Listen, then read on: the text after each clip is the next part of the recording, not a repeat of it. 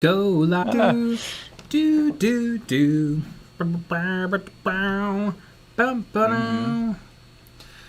Exactly. Chat, camera settings, widescreen. And there it is. Contrast Wonderful. down, brightness up just a smidge. Really more of a twidge than a smidge.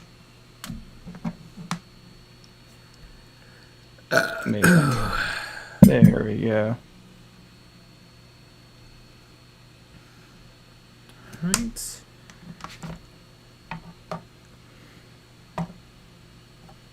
Oh wait, I can't put those there. I need the palettes.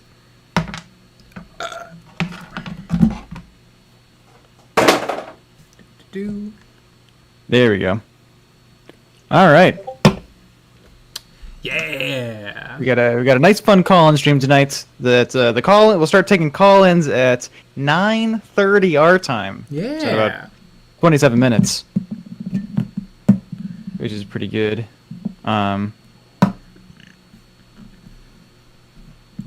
Take the hun, hail yourselves. Lucky bat, Wow. you can have a little woo as a treat. Ooh woo. Ooh, woo, indeed. Blood King bro, wub wub wub wub. Exactly. Aaron H, good evening. Tonk, man. Pfoo. For once I'm early.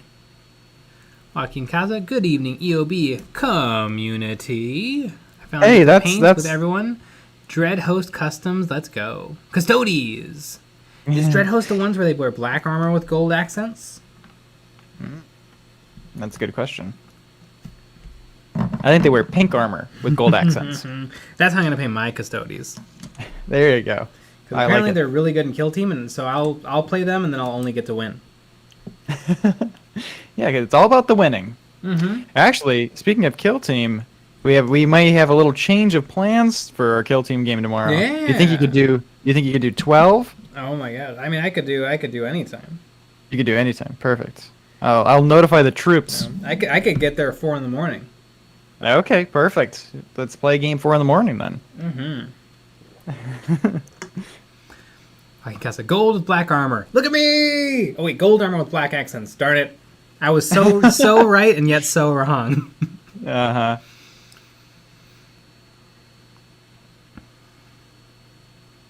Aaron H, I was watching last night. Now I realize I was watching it delayed for some reason. Yeah, I used to do that all the time with live streams. I would pause to like go take a piss or whatever, and then I'd come back and I would never realize that I had already kind of ruined it for myself. You gotta fast forward to where you were at if you take a break. Exactly. Or if you click because if you pause it, the live button will have like a little gray square or a little gray circle. If you click that, it will go back to live. Oh, It'll just jump you forward. Yeah, I've had experiences of that because I've paused our live streams on accident and then been behind.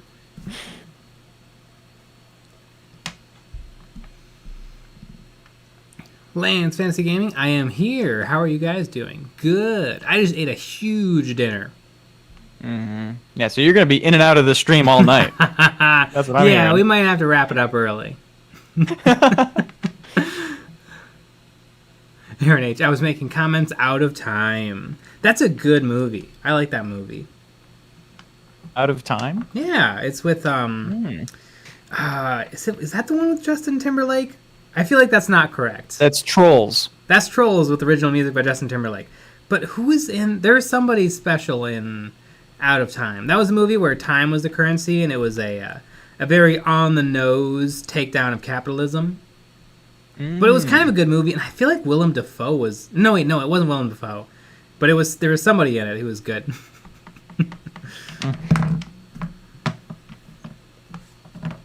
Ooh, this is a good question. Joaquin Costa, big dinner, Arby's? Oh, I wish. Got some Arby's going? I made some macaroni and cheese.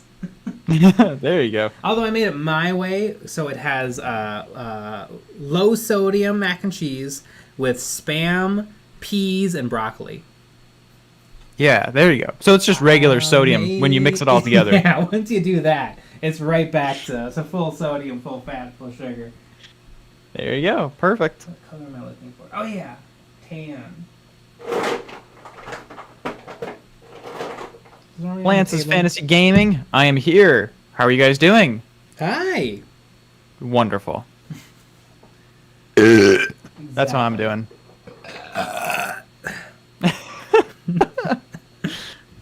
And that's how you're doing. Perfect. Denzel Washington. Denzel Washington was not in Out of Time, was he? No way. Amazing. Brandon Yee, I'm getting some Forge World stuff in soon. Any tips on working with resin? Oh my goodness. Wear a mask or a respirator if you have one. Yeah, sand everything. If you can, probably sand it outside just to keep that resin dust out of your home. And use super glue to assemble everything. Yep. Colin Mark, I made some Devore mac and cheese. Ooh.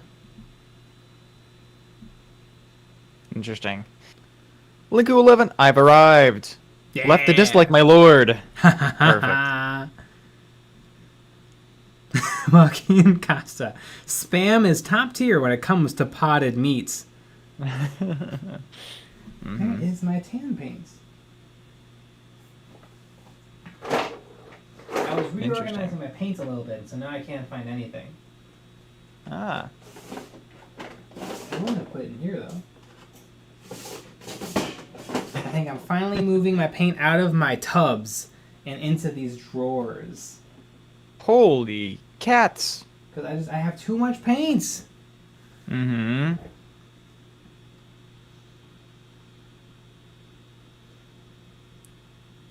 GeForce member 45. Man, I don't think I've ever worn a mask / respirator when sanding or cutting resin. Yeah, it's probably a good idea.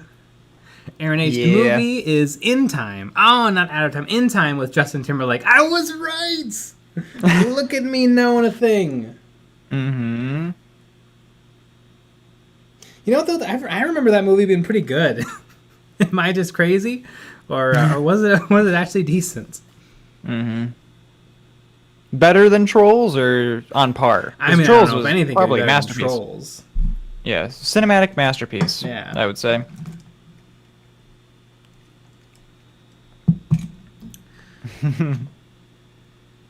GeForce member 45. I'm here for a good time, not a long time. That's the spirit. Mm-hmm.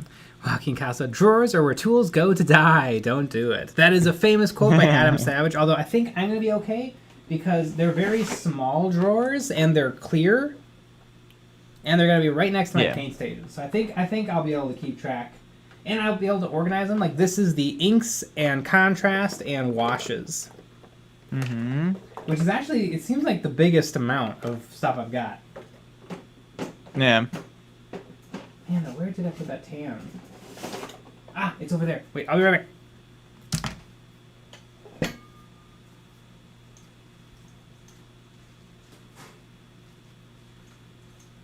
Colin Mark, don't wear a mask when printing with resin. Huff that shit like it's paint. Be a man. Oh yeah, that's what I do. Yeah, it's really, really good for you. I always think it's funny that they come with just not the right type of mask. They just come with like a normal surgical mask. I mean, what is that really doing for you? I feel like, you know, just having the instructions what type of respirator you need to buy. It doesn't make any sense.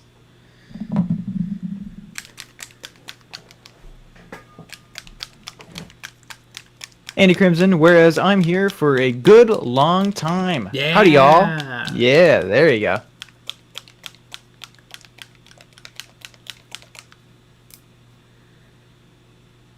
Alright, I finally got the tan paint. Now I have to remember what I wanted it for.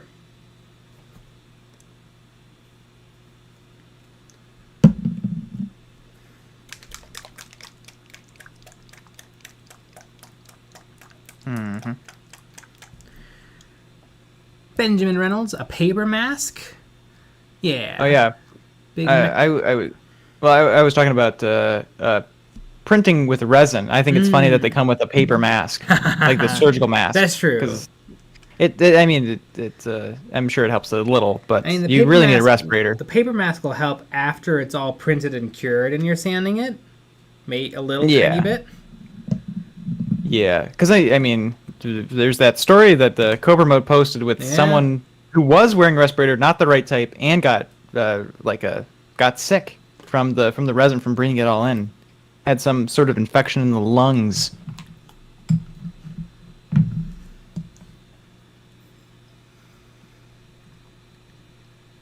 Cameron, why is it that I'm busy every single call-in stream? Well, we're gonna keep at them, so maybe one day. Yep.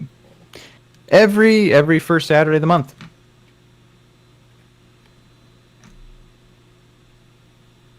So let's see. You should try to be free November 6th. You should try to be free December 4th.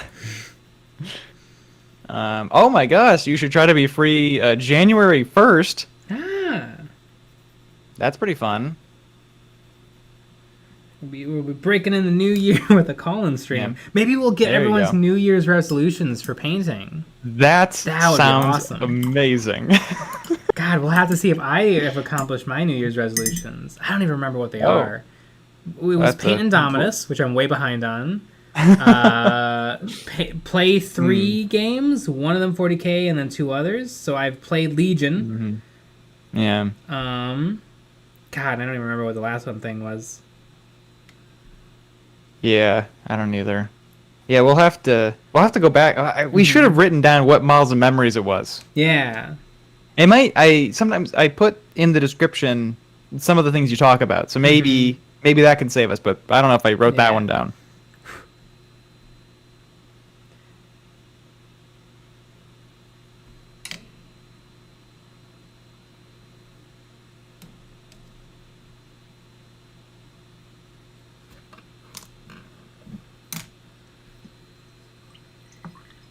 George Drury, what's in the bottle?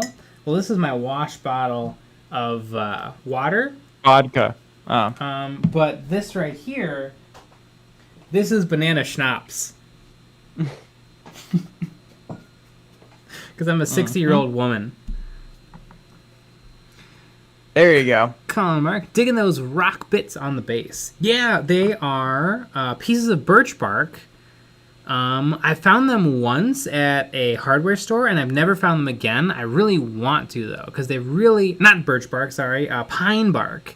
It really is awesome as custom rock. I know a lot of people have also done good work with slate rock. The only problem with slate rock is it's very heavy, and you can't drill into it if you want a pin.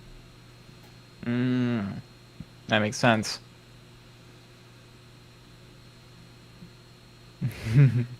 Andy Crimson, will y'all be hungover for the January 1st stream? Probably. I mean, we drank a bunch. That's true. Last New Year's Eve into New Year's stream. So yeah.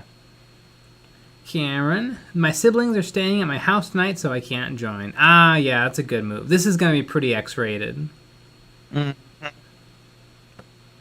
Hell, it already is. I'm completely and utterly nude right now. It's pretty crazy. Joaquin Costa, painting the manhole on my street base. What's everyone else painting?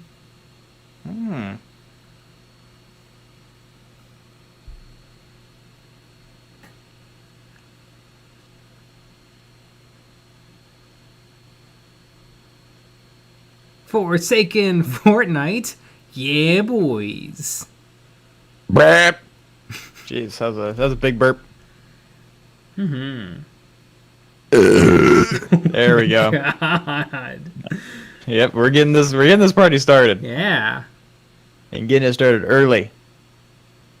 Michael Spitz, howdy do, gamers. Hi. I am a gamer. I played a little bit more of the game I'm playing, Darkwood. And I don't want to brag, but I got the shovel. Currently, before that I was using the stick, but I've recently gotten the shovel. Well, that beats me. I don't have any of it. I don't even have the game. That's how far behind I am. Yeah. It does sound neat, though, the more you talk about it. Yeah, it's really fun.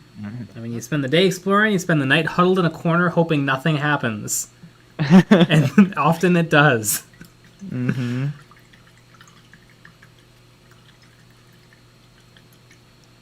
Benjamin Reynolds should be able to get pine chip at a local greenhouse plant selling type shop, I would guess. That's what I've heard, and I know there is some greenhouses near me. I'll have to check those out. I haven't had any luck at my usual hardware stores, but yeah, I'll definitely have to try some greenhouses. Although it's getting a little late in the year, so I should probably get a move on with that. That's true. Yeah, they burned it all. Annie Crimson, I'm painting the armor on my high elves. Ah, neat. Ah, cool. G-Force Member 45, I'm building up and painting an AdMech engine seer today. Ooh, I like the AdMech. They're cool. I don't know if I'll ever start that army, because I have too many as is, but they're cool. You know what? I did have a Skitarii army for a very short amount of time. I had one squad of Skitarii and one Imperial Knight, and 2 Iron Strider Belistaries.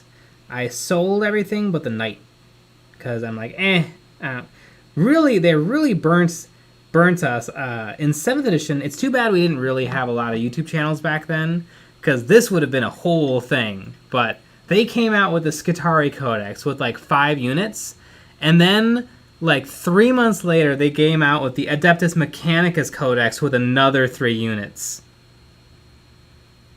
Yeah. And today they're one army, because obviously they're one army. They were literally painted the same art style, the same lore. It was just complete trash. Mm-hmm. That means that they didn't know what they were doing. Yeah. I like to think they accidentally released the first 5 too early. Mm-hmm. They're like, oh my god, really? Oh goodness, we're gonna have to make another book now. And it was 7th edition, so it had the famous 7th edition Codex artwork. Really, really good. Yeah. Highly detailed artwork. And it's really a shame that they never went back. Mm-hmm.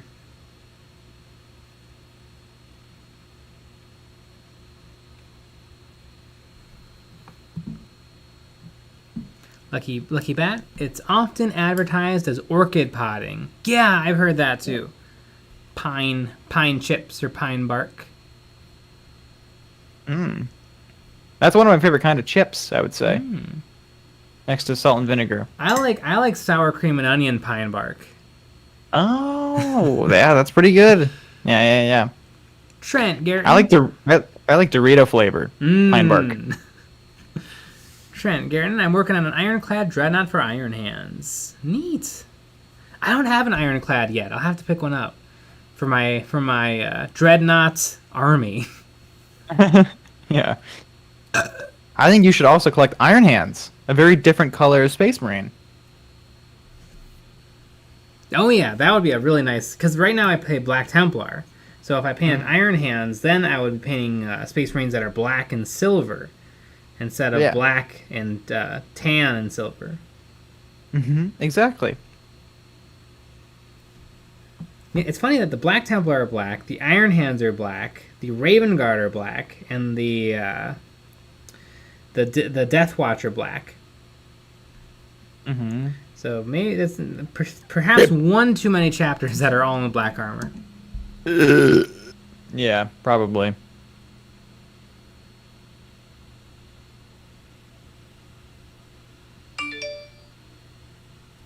I got an email.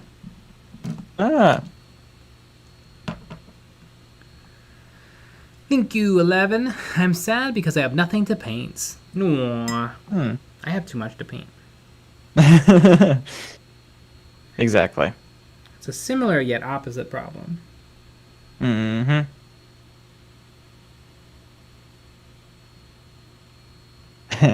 Crimson, I love spicy pine bark. Yeah. Sour cream and onion pine bark.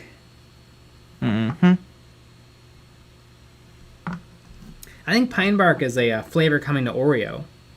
Oh, I don't know. I don't know how I feel about all the special Oreo flavors. Yeah, they're a little much, I think, sometimes. Luke M, Hi Jay, I love your videos. I don't even own any Warhammer and still watch them all. Nice. That's awesome. You said Libertarian. Did he say Ravenwing? Ah, well, if we're counting like subgenres within chapters, I guess we could also throw the Blood Angels Death Company, because they also wear black armor. Yeah, there you go.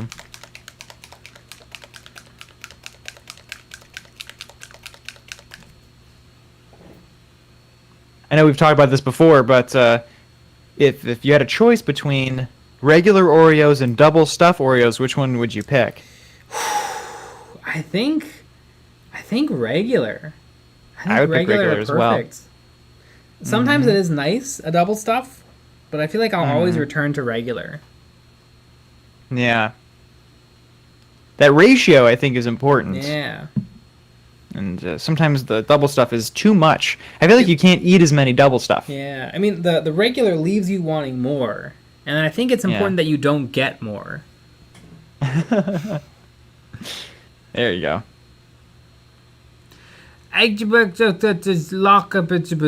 Do you guys hear about the new series of Warhammer Underworlds? No. Like the card game?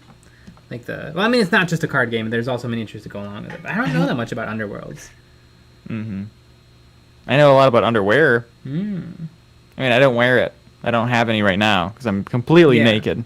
But me too. Yeah. Yeah, underneath the desk. No, I'm completely naked right now. Oh, okay. You might want to check out your skin there. Or are dermatologists the same as like dentists? Yeah, they're not real. Jeez, I know Games Workshop comes out with stuff like every week. Did they come out with anything recently? I was on Warhammer community today. There's a pre-order for the new Aeronautica Imperialis. Right. I feel like that's kind of it. Yeah, I think that's it. I think they're still trying to ride the hype of their Bandai action figures.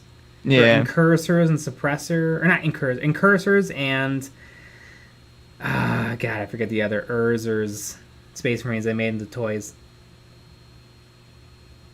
Let's see. Oh yeah, and then they have the stuff, the Nurgle, the Nurgle stuff. Oh, the Nurgle plush. That's what I'm trying to say. Oh, the plushie.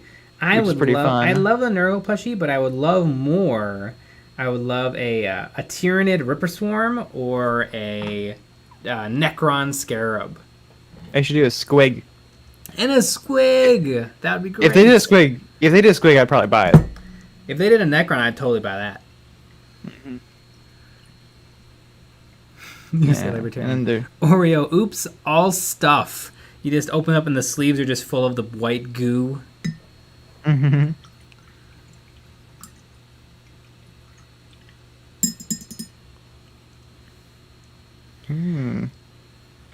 Oh my goodness. Murray. I feel the ratio is important in Reese's products too. You know, I grew up with Reese's peanut butter cups. I don't think they're that good anymore. I feel like I've grown out of them. The sugar peanut butter is still kind of tastes good to me, but the waxy chocolate just doesn't. Did you see that they're also doing they have every like Citadel paint, brush, tool, everything, and if you subscribe to Warhammer Plus, 5 people at random will get picked. I mean, hopefully we get picked so that we can just give it away because I don't like a lot of that stuff. Oh, that'd be perfect. It would honestly. Be. Oh my god. And then and we can make a video about it too. Yeah. I think we should win by default. Yes. It'd be funny. Workshop's paints and stuff are fine. Everything is a hair expensive, and it's not quite as good as everything else out there. Yeah, you know what would be really fun to do? Because it comes with a bunch of paints. What if we sent one paint or a couple paints to a bunch of people on our Discord server, and then they had to use those paints in the next challenge? Yeah, that'd be fun. That would be fun. And they have to use the brushes too that it comes with. And so some people get the giant brushes, and some people get the little brushes, and that's all you get. Yeah.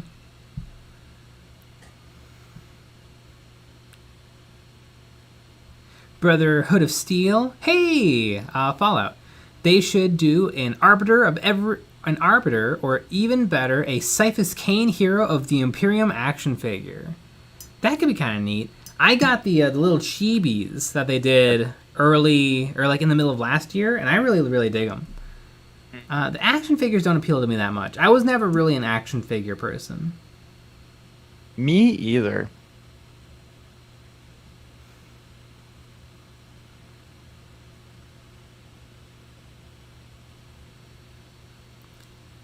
Light Yagami, when we gonna get steampunk orcs or Anubis Necrons? Well, you're gonna get steampunk dwarves in the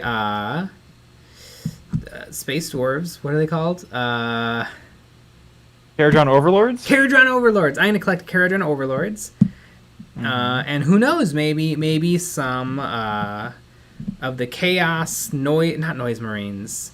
Rubric Marines might make an appearance on the channel. Yeah, there you go. Beautiful. Cameron, weird question, but can you do the stream in Discord as well? Because I like being able to work on something and listen. You can work on something and listen to YouTube. Just open a new tab. I mean, you could do it either way. Yeah, or you could have it like you could have YouTube open on your phone. Or in a different That's true. browser, there's so many options. Yeah, I guess if you want to listen, if you want to only listen and not watch the stream, you can hop on the Discord. If you want to, if you want to watch the stream, then you have to be on YouTube.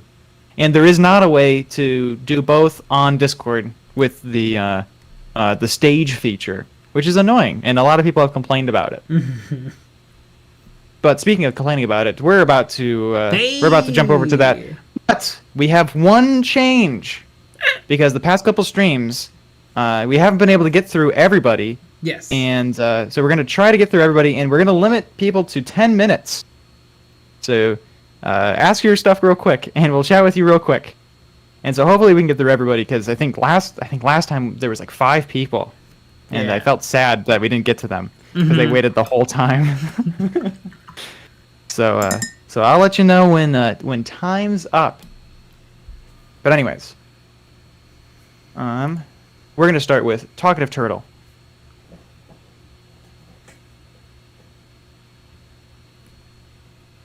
Okay. Oh my God, Hello. that profile picture. Welcome. Hello. It's hard to. Hi. I was on one of these a while ago. Yes, I remember. Yeah, I had Seraphon and all that. Yes. Oh, geez, that was way back when I was like collecting Tau and all that. Holy. Yeah, it was like the late 80s, I think. Geez, what's going on now? I have a buttload of like backlog and stuff right now, so I have a lot to get through soon. Currently, I'm doing like a Necromunda Subjugator patrol, but I got the Gene Stealer upgrade kit and made Gene Stealer Subjugators. So when you're collecting a Necromunda army, like how do you even do that? Like I have the Necromunda starter box, but I don't have anything else. Like, do I need to you need to read all the rules or? I really don't. This is like me getting into Necromunda. I have not done much before. The local store owner near me has like a display case with like 200 plus minis of just solid Necromunda gangs kit bash into Gene Stealers. And it's really impressive. And I just saw that and I was like, oh hey, I'll do that. Because, seems like a good idea. And it has been. I've painted them all in like a lot of very like pink and purple and scarlet type colors, so that's been neat. What gang are you using as a base? The Subjugator Patrol, so like the cop guys, but I'm just putting some crazy alien heads and gas masks on them. Neat. And I did a set of Stormtroopers from Legions recently, and those are my first resin miniatures. Actually, technically they're PVC, not well, I mean, I suppose it's a type of resin, but that was interesting. I mean, I liked them. They worked well. They are definitely a group I'm proud of. I think I'm posting them to the EOB complete soon. I just got to find the before picture because it's a bit older than the more recent one. nice. Geez, I have done a lot. Oh, I got the Age of Sigmar, the big thing. Oh, The Dominion? Yes, that. It is a lot. Yeah. It is so much. Like, It's a lot of models. I remember getting in and expecting it to be like the size of your general starter, and then it was like twice the size, and I was like, "Oh God, what have I done?" Yeah, it's big. Do you think you're gonna go with the orcs or the Sigmarines or both? So far, I have painted a lot of the Cruel Boys. I still have to get the Hobgoblins and the main infantry out of the way. However, I've done all the commanders and stuff. And I'm very excited for the Stormcast as well, because I generally do a lot of the like weirder, less organized looking miniatures, so it should be neat to try something like that. Oh, and I got a lot of the Idenef from Sigmar, the water elves and all that. Yeah, I remember seeing you post some of them a while ago, right? Yeah. I've got like 2 sharks, like 3 of the eels, a ton of thralls, and then I've got like the big king as well. The turtle. Yeah, or no, not the turtle. I have the guy who's riding on top of like the sea unicorn thing. Sea unicorn. Oh yeah. I know that one. Volturnos. That's the name.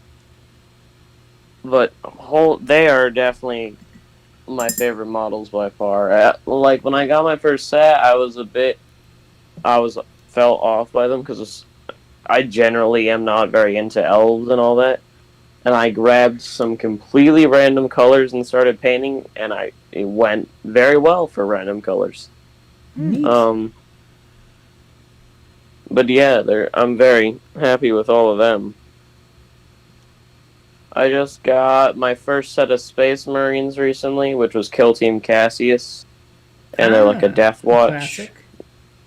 Yeah, they're really cool looking. Except I kit-bashed a lot of them and changed their heads up and stuff, and their shoulder pads, all that. Easy, you're really going to town. Oh yeah, I have been doing a ton. I just got a display case, and I have I looked at the full size of my Seraphon army recently and was a bit shocked because it's not small at all. I have 2 of the starter sets and some other stuff, and I have one of the skink starters as well. Do you think you're more skink or Saurus? I definitely stick with the Saurus for the most part. However, Seraphon are in desperate need of new models. Oh my lord. I think the Sauruses are pretty lacking. I feel like the skinks are still alright. They're old enough where they're still full multi-pose. You can choose where the arms are.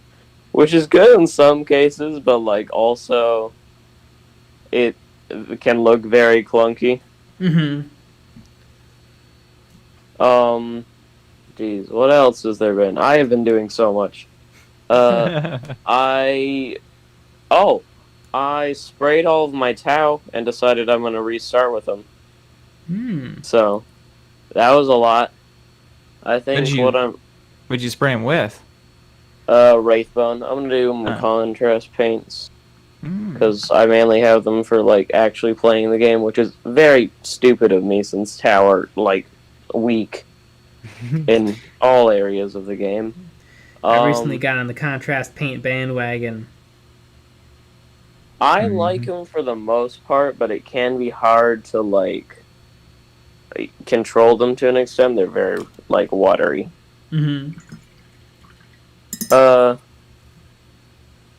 Holy cow! It is hard to recount all the stuff I've been doing. I got like, oh, and I've got a I have a birthday coming spreadsheet up. that's how I know what I'm working on. Fair. I've got a birthday coming up as well, where I have some stuff ordered, or I have some stuff that I hope is getting ordered, depending on if my family decides to. It is Warhammer, so you always got to expect the $20 in a gift card rather than the Space Marine Commander. Yeah, very true. It's definitely a more expensive thing to ask for. Luckily, I kept the list relatively small. Holy cow! I gotta go into my workshop and just like see what. Yeah. That seems like a good problem to have. Yeah. It's too many projects. Matt S says, I lost a Tau today. You lost 2 Tau or a Tau, like a fire warrior? Like, 2 Tau. Ah, 2 Tau. Like, played a game and then... You know, burn all your models and just leave. Like, move. Like, let's... You can't be seen around town having lost the Tau. Oh, I do actually have. Oh my! This sounds stupid because I am just piling up stuff, but I did just get the like the Gabapalooza, which is. Oh yes, I know that one. They're very, very wacky looking. I've had them on my list of like stuff in my dream list since I started, which is like 2 years ago. Mm-hmm. Yeah, And those I've are always some. looked at them, but I've never gotten a chance where I've been like, okay, I'm gonna do it. I'm gonna get them this time. But I finally did, and so you're gonna gob them right in the palooza.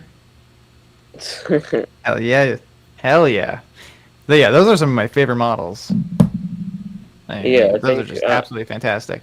They remind me of the human wizards, but good. Yeah. Definitely.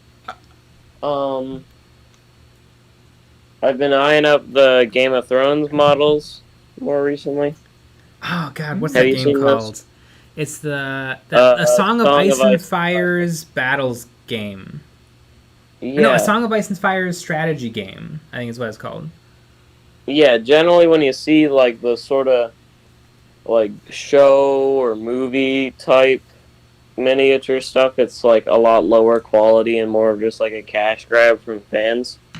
But I was really shocked when I found them and they were like genuinely good models.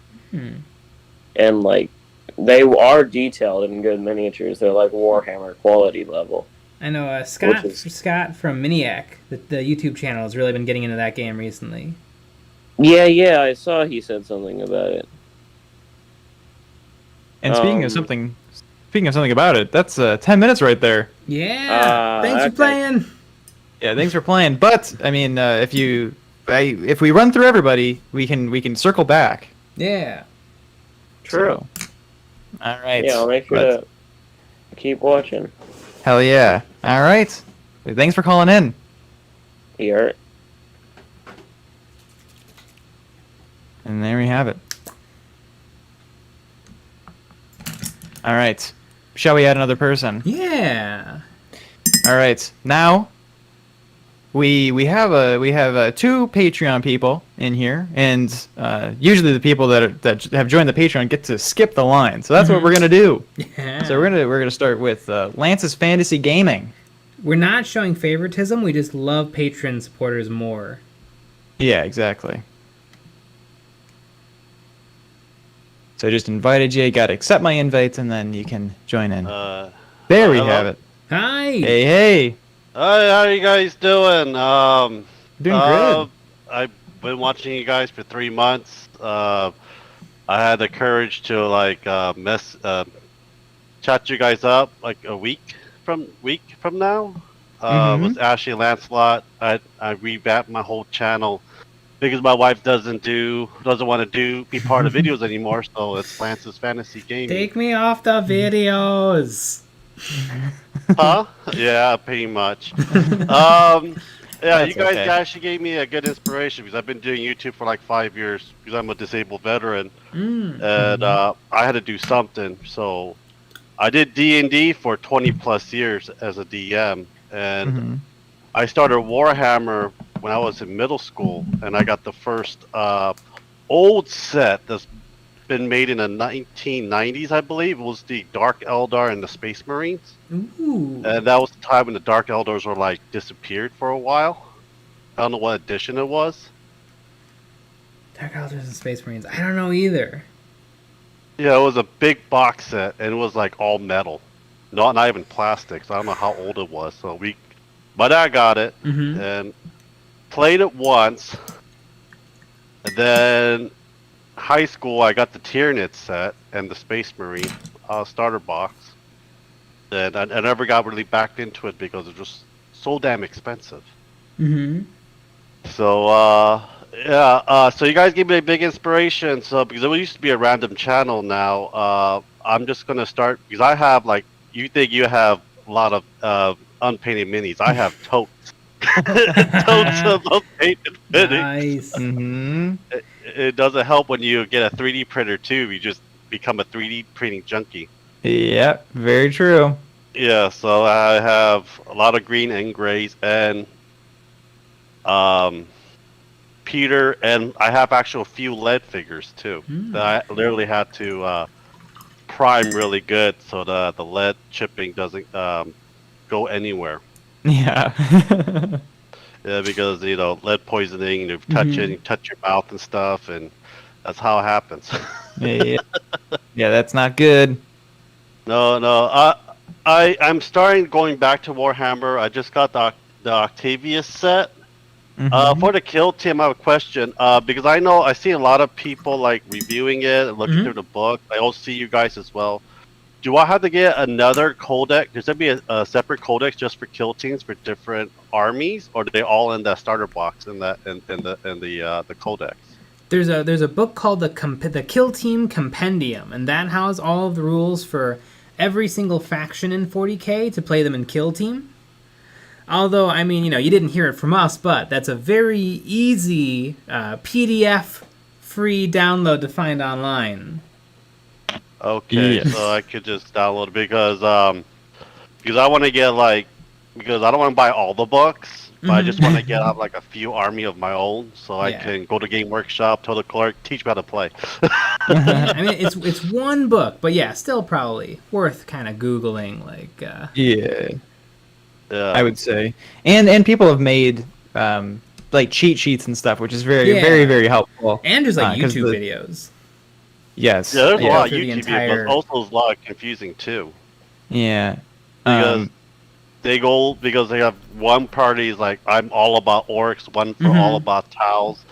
Then they like kit bash everything. So like I just got back into it. It's been like 20 plus years. I haven't really done anything with Warhammer. So I've been like bits and stuff. So I'm trying to get like the beginner's guide. Like, what do I need to really get and stuff? Yeah. I mean, if I would, the game is pretty well balanced at the moment. You could probably just pick which army you like, the look of best, and then play that. Is there anything in particular that stands out to you, like orcs, Eldar, Gene Stealers? Well, I got the Blood Angels Combat Patrol. So that would give you intercessors and what, incursors? I forget what comes in that box. It'll definitely give you some intercessors. And I also got the Blood Angels Death Company and another box of Primus Aggressors. That I'm gonna turn to Blood Angels. So it looks like the only thing for the Age of Sigmar, I got the Night Haunts, the Lady Olander and the Murmorn Banshees. So I can entice my wife to play with me because I'm gonna get the starter set for the Age of Sigmar, the Dominion box. It looks like the models you could turn into Kill Team are the Primaris Intercessor Space Marines. You can take 5 Intercessor Space Marines in a game of Kill Team for a full Space Marine roster. Okay, so I should download the PDF and see, because I know that only certain ones can I have the same gun. That'd be like separate, right? Yeah, usually it's just the troops of whatever army. So if you play Space Marines, you can take Intercessors or Tacticals. If you play Eldar, you can take Guardians. You take Tyranids, you can bring Gaunts. Usually it's none of the fancy elites or fast attack choices. It's usually always just the troops. Unless you want like the Orc Commandos and the Veteran Guardsmen that come in Octeris, they're a little bit different. They're a little bit more specialized. Okay. But I mean, you could start with those two armies, and then maybe because you have them, and then you can decide later if what armies you want to add. Yeah, I'm also kind of intimidating to open the box when I get Thursday because I'm doing a box review for it, and I'm going to stream putting it together and painting it. I don't know how long that's going to take. It might take a bit. Yeah. It took me a very long time to paint just the Krieg. Yeah. It's just not that. It's just yeah, I have to be like my mindset has to be in the mood. Like I try, like what you guys are doing, streaming every day, but I won't be able to do that. I'll probably do it once or twice a day, and I'll probably do one video of painting mini. Then I'll do the weeklies for myself because I think I'm just going to stick with tabletop gaming for D&D and Warhammer. So I think that's probably be a best way for me to have keep myself busy for now. So I'm just doing this as a hobby and basically socialize because I'm basically trapped in my own house. Yeah, aren't we all? Mm-hmm.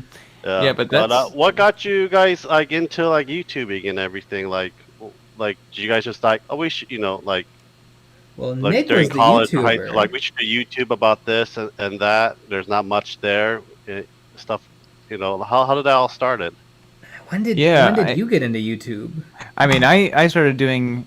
So I had a friend back in middle school who he was really into YouTube, and so I started doing stuff with him, right? And then he moved away, and then it was just me, and I was just making like random videos, trying out effects and stuff, and then I got Jay involved. And we started working together on these videos, and you can't find these videos. I think maybe one day we'll. They're technically not deleted. They exist on the channel, but they're private. Nice. But one day I think they will end up on the Patreon because they are embarrassing, and I don't think I could watch them, or else I would die. But they're very bad. But then from there, I think I remember you got into Warhammer, then you got me into Warhammer, and then I remember. There was just like one day we were walking around my neighborhood talking about maybe starting a new YouTube channel where we would do Warhammer stuff. Because I remember you showed me mini wargaming. Yeah. And you're like, maybe we could do this. And then that's what started all the basing tutorials and stuff. That's kind of cool. Because I remember when YouTube first came out. Yeah, exactly. Yeah, because this was... Warhammer, I think tabletop got really popped within a year or two because it wasn't that popular in the channel and everything else. Everything was like shooters and Minecraft and crap. Yeah, exactly. Yeah, because I'm happy that there's like a lot more variety, a lot more lore now for Warhammer that I'm listening to, and lore for Dungeons and Dragons and so forth. Yeah. There's so much more. Because I remember when we started doing YouTube. Mini Wargaming was the biggest channel. I think technically they still are, but they had 100,000 subscribers. Like they just hit that 100,000 subscribers, which is pretty crazy because now they have like 400,000 or something. Some of them have over 1 million now, just doing battle reports. And battle reports is kind of confusing. I want to see how you guys do battle reports too, when you guys actually get that out. Yeah. Yeah, we've done some testing and stuff. Nothing to show yet. But I think because we have some other changes happening, but that's the next thing on the list to get going. One last thing before you have someone else. I have nothing. I have nothing right now to say, but hope you guys liked the shout out that I did, and thank you for letting me do that. Yeah, really appreciate it. Super nice of you to give us a shout out. Let me know if you want me. I can print. I know Jay doesn't like 3D printing because every video I love 3D printing. If you guys need to print like a gargantuan size or Imperial Knights, let me know. I have the files. All right, Big ass. all right, that sounds Space good. Marine. Thanks. If you want to pay a couple $100 or 2 bottles of resin. It's like There you go. $80. All right, thank you. No like it. problem. Yeah, we I like- appreciate it. I like that I'm the anti 3D printing guy. Yes, you are. Well, I'm pro. That's Yeah, what I'll that's do. true, That's that's what true. I'll be. But all right, thanks for calling in. And I've done enough of it that I know How I do don't I like it. exit out?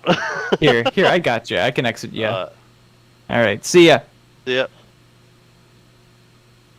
Yep. Yeah, you hate. I hate Hate 3D printing. 3D It printing. sucks. It's not cool at all. Yeah. I don't own any 3D printed models except for the ones I do. Yeah. Well, your whole thing is it's more of a giant. For you, it's a giant pain. Yeah. And but you like the painting part Mm-hmm. like the most, and you also just want to have the thing, and it is a lot of work.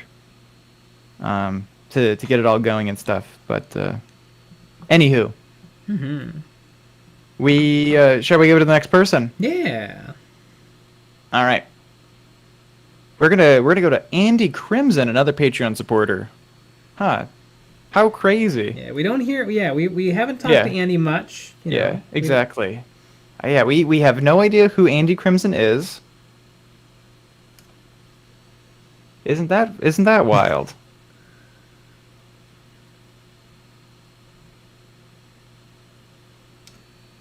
Mm-hmm. Jake Dog. Hi, Mr. Eon's Battle. How are you today? Ah! There you go. Hi. Sorry, I heard the prompt on my end, but like the accept button didn't show up on the desktop. Discord, so I hopped back over to my phone real quick. How's it going, everyone? Good. Yeah, going good. Gee, it just feels like a million days since we've talked to you. Yeah. I know it's been forever, and also shout out to the last guy that was on here, fellow disabled vet here too. So Yeah. woo. Yeah, there you go. On the other end, though, I'm kind of actually okay with being locked up in my room. I have no problem. I've got everything I need here, short of like a mini fridge and a microwave. Mm-hmm. But we're talking about like your favorite aspects of painting, and before I had to rudely hop over to my phone, I was listening to the Risk of Rain soundtrack because that's just like excellent space for me to like just paint. Mm. I was wondering, whenever y'all are painting by yourselves, what's your preferred type of music to listen to? I'm not much of a music person. I usually do podcasts or audiobooks. Yeah, I don't think I listen to music in paint. I don't think I have. I know I was working on something right now, or earlier today, and I was listening to a comedy special. I don't know. I was just always in the mood for talking when when I'm painting and stuff. But when I yeah, have listened to music though, it's been like They Oingo Might Be Boingo. Giants, Oingo Boingo. Frick. Like, I wish that I could listen to an audiobook or a stand-up special or anything like that while I was focusing on painting. It's one thing whenever somebody's like talking, I can kind of like engage, like grasp onto a word or a phrase and then just carry it from there. But whenever it comes to something that is, just kind of like being pushed in my direction, I guess, like I don't really have the capacity to interact with it, I end up tuning out so much of what's happening. So I have no idea. Like, there'll be a laugh and I'll be like, wait, I missed the joke. Can we go back about 5-10 seconds? yeah. Same Yeah, like it's definitely I'm definitely not 100% paying attention to it, but yeah, I don't know. I don't know why I don't do the music. Maybe I have to try it. yeah. I've enjoyed painting and listening to music. It's definitely helped me before.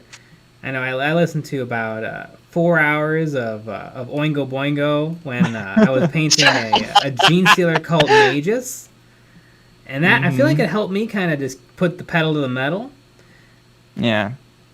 Sometimes for me, if I'm doing something brand new for the first time and I don't know what I'm doing, I can't listen to anything because it just bothers me. I'm like, I just need to focus. I get that a lot too. Usually, like if I'm painting for a video, because not only do I have to paint something, but I have to worry about camera angles and stuff. I really like what's it called? It's like white noise music. Lo-fi. I like lo-fi. Lo-fi is fantastic for so many things.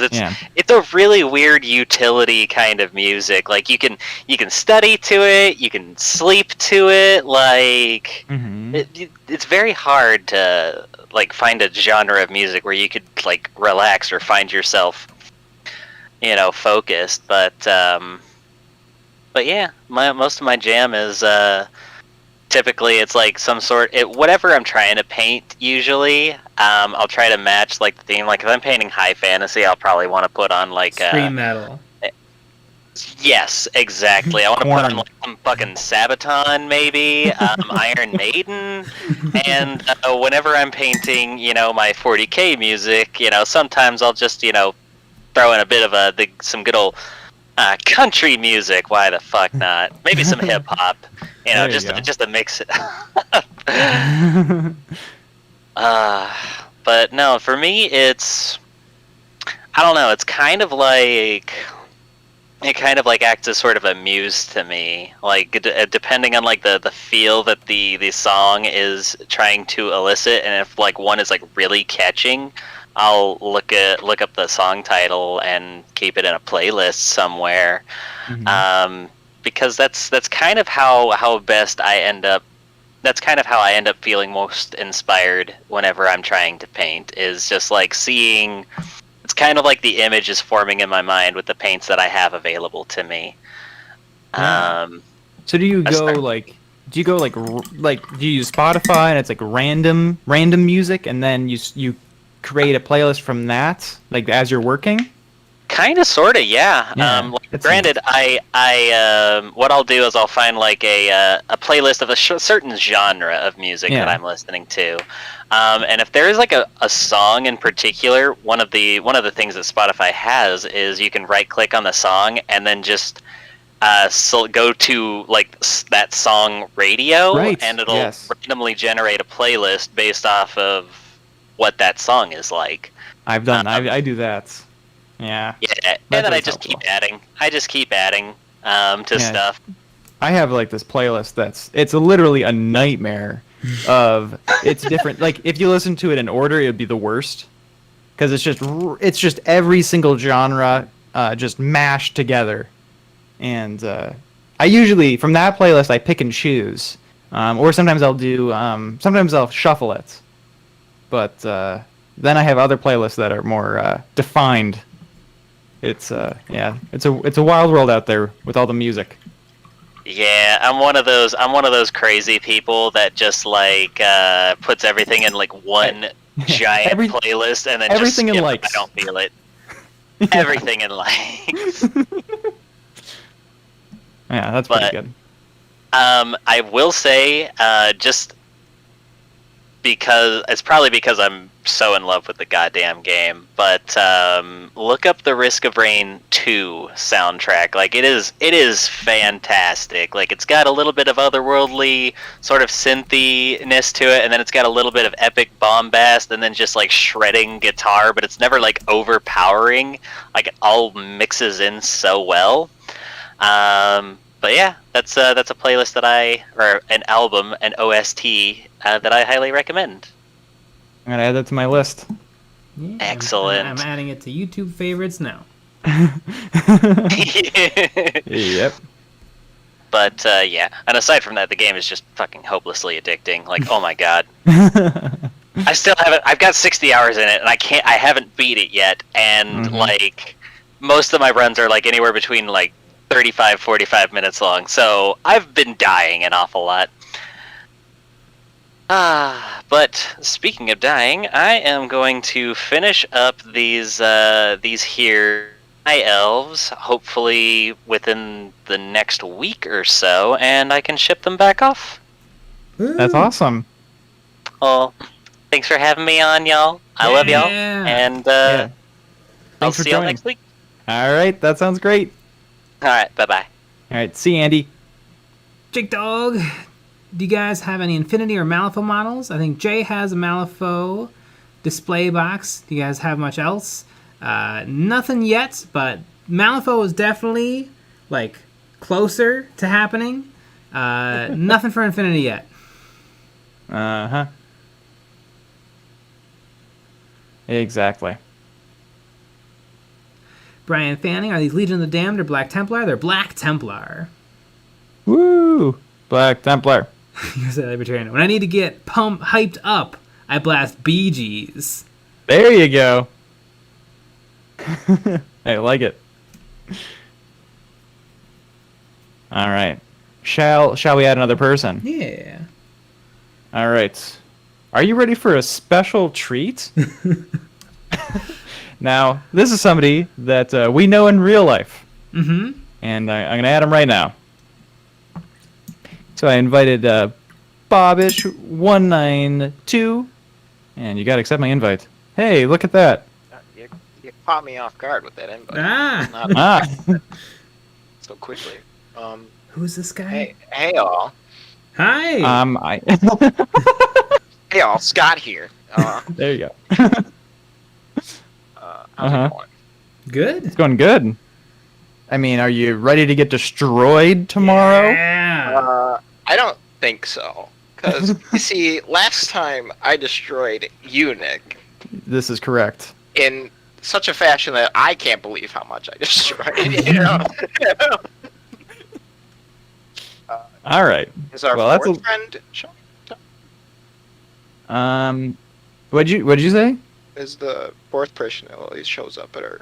Yes. Okay. Yes. Oh, yeah. She'll be showing up. All Yeah, right. but I think we're gonna go. We're starting a little later. Starting at Yeah. noon. And that's to accommodate her to show up. All right. But then Also, that's I'll still be very meaning... hungover, so it'll help me too.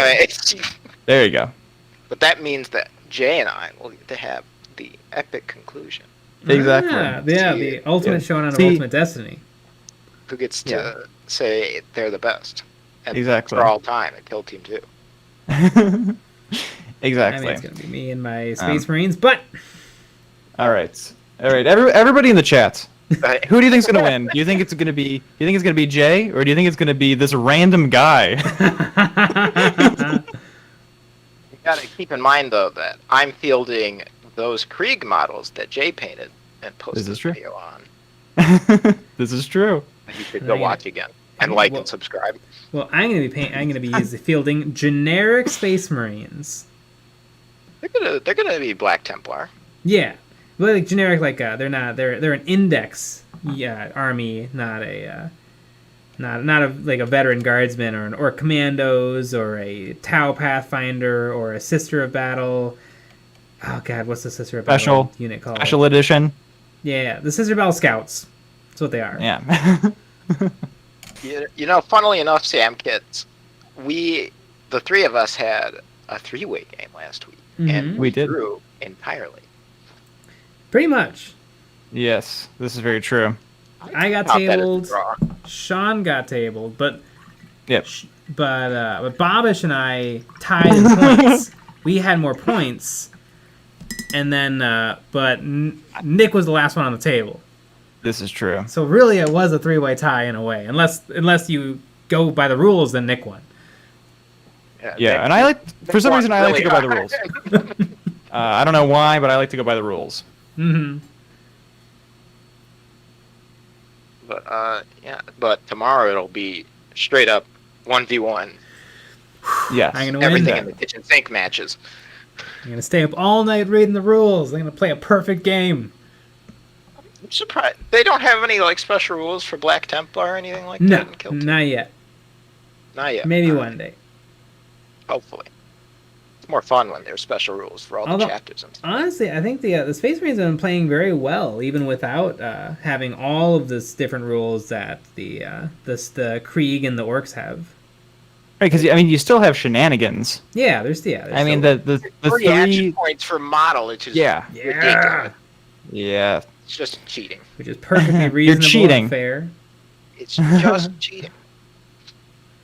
Oh yeah, good old fashioned. I'm gonna charge, shoot fight, and shoot. then charge. That's ridiculous. Mhm. And then fight. Yeah. Yeah. Wish I could take a comm specialist, because then I could give an extra command point, and then I could. Well, no, then I couldn't. You can't double up. I'm not custodies. Every time I take a comm specialist in my veteran guards, it just means that I'm gonna get a free order on everything. But then when I reroll, I'm not gonna get any rerolls because I'm just gonna roll 2s outright, Mhm. and that's just worthless. Yeah, you roll a lot of 2s. When I issue the order to reroll my 1s, I roll 2s. I Yep. don't understand it. I mean, I don't mind. I know you don't mind. Yeah, for some reason I don't want you to win. That's weird. We'll see if Jay minds it tomorrow. I'm gonna win, so I'm not even worried. Jeez, I like to think that both of you are in your separate locations, and you're you know, there's like a Rocky montage happening, and you're exercising and shadow boxing, and you know, just getting ready for the game. Yeah, dunking our Doritos in the Mountain Dew while we're reading Yeah, the there rule you book. go. You mean I'm gonna go with my friend Eric and watch Lego Star Wars Terrifying Tales on Disney Plus? And yeah, I'm getting ready.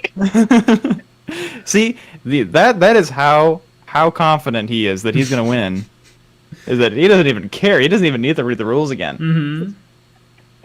Gonna go watch some random crap. Yeah. Well, the next time we play some Star Wars Legion, I'm gonna win because I have a bunch more rebels now. I mean, you're gonna be facing down the triple ATRT list. You think you can handle that? Yes, because I finally got another core box for Seppies, and I can finally field all my B1s. No, B1s don't stand a chance against my ATRT's Z something something Gatling gun. I need to get Maul. That's what they all recommend on all the sites and forums and all that. But you can't find Maul anywhere. So I'm. What about at the mall? He's half off, I hear. wish. But yeah, I found. Speaking of 3D printing, I found a model for the dwarf spider droid, so I can actually use them now instead of waiting for them to get delayed until January. I think I have the same STL. Oh yes, and we'll have to talk about because you sent me some STLs, and I don't know if they're in the right scale. Oh. Like they might be like a random size, and so we might have to figure out how big they have to be. Yeah, if you can find how tall from the bottom to the head in millimeters. Yeah, then I can just scale it. It's no problem. But yeah, because I was looking at them the other day, and I'm like, oh, these are all just giant models. Oh, all right. That's just supposed to be giants. I'll bring some models over tomorrow. Okay. And we'll Yeah. figure it out. Perfect. I'll get the calipers all ready to go. Speaking of what do you call it? Calipers? Tomorrow? Linking it to something Eons of Battle is doing, though. I haven't been able to get any coordination to print anything because you guys have been busy printing all the stuff, all the STLs you have for your Patreon supporters. This is true. Yeah. Yes. Yeah, we have.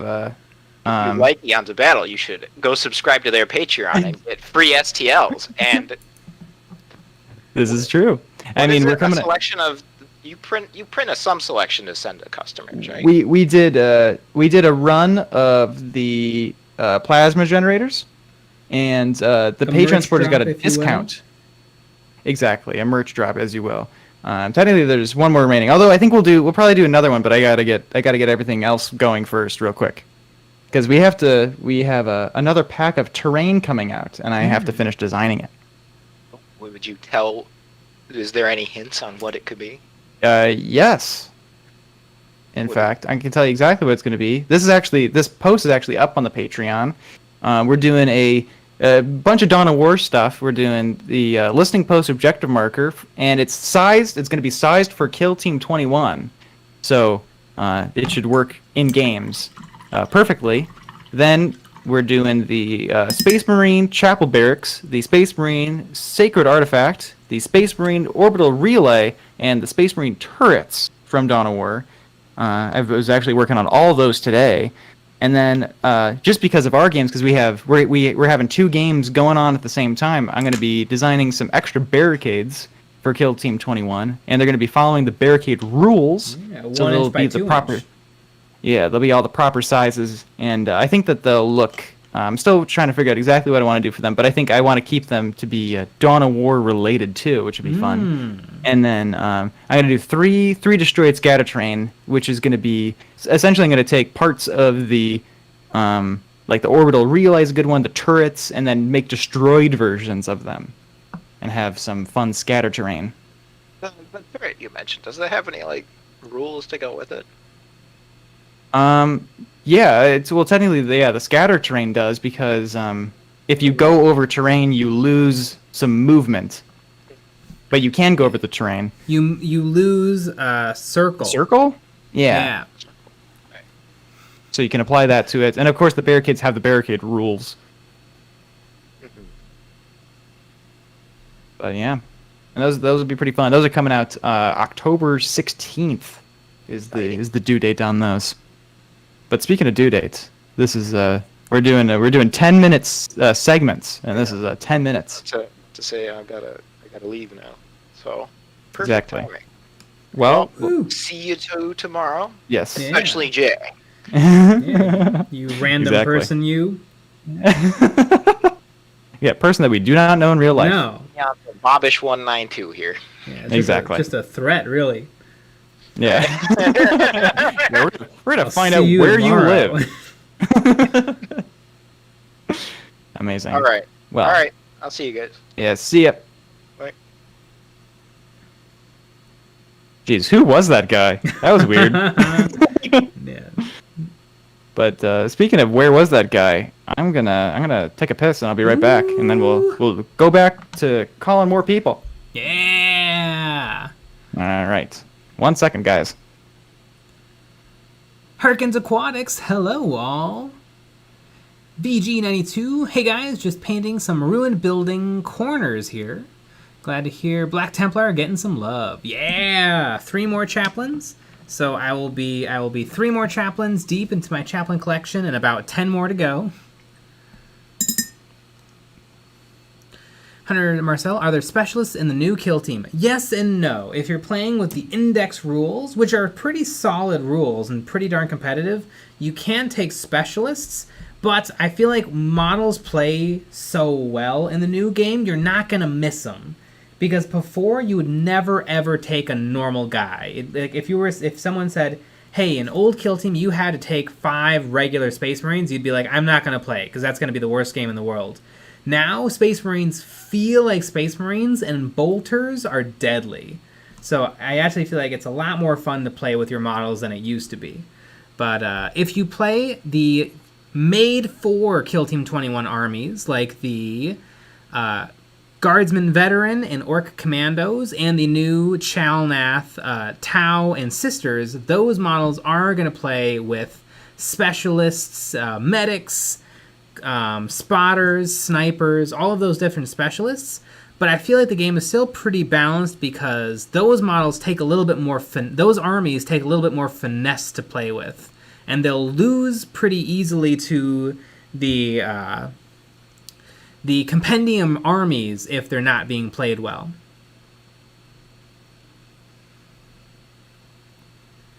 CJW. I just realized why I love this channel. I click in to check, and Jay's nipping whiskey from the bottle.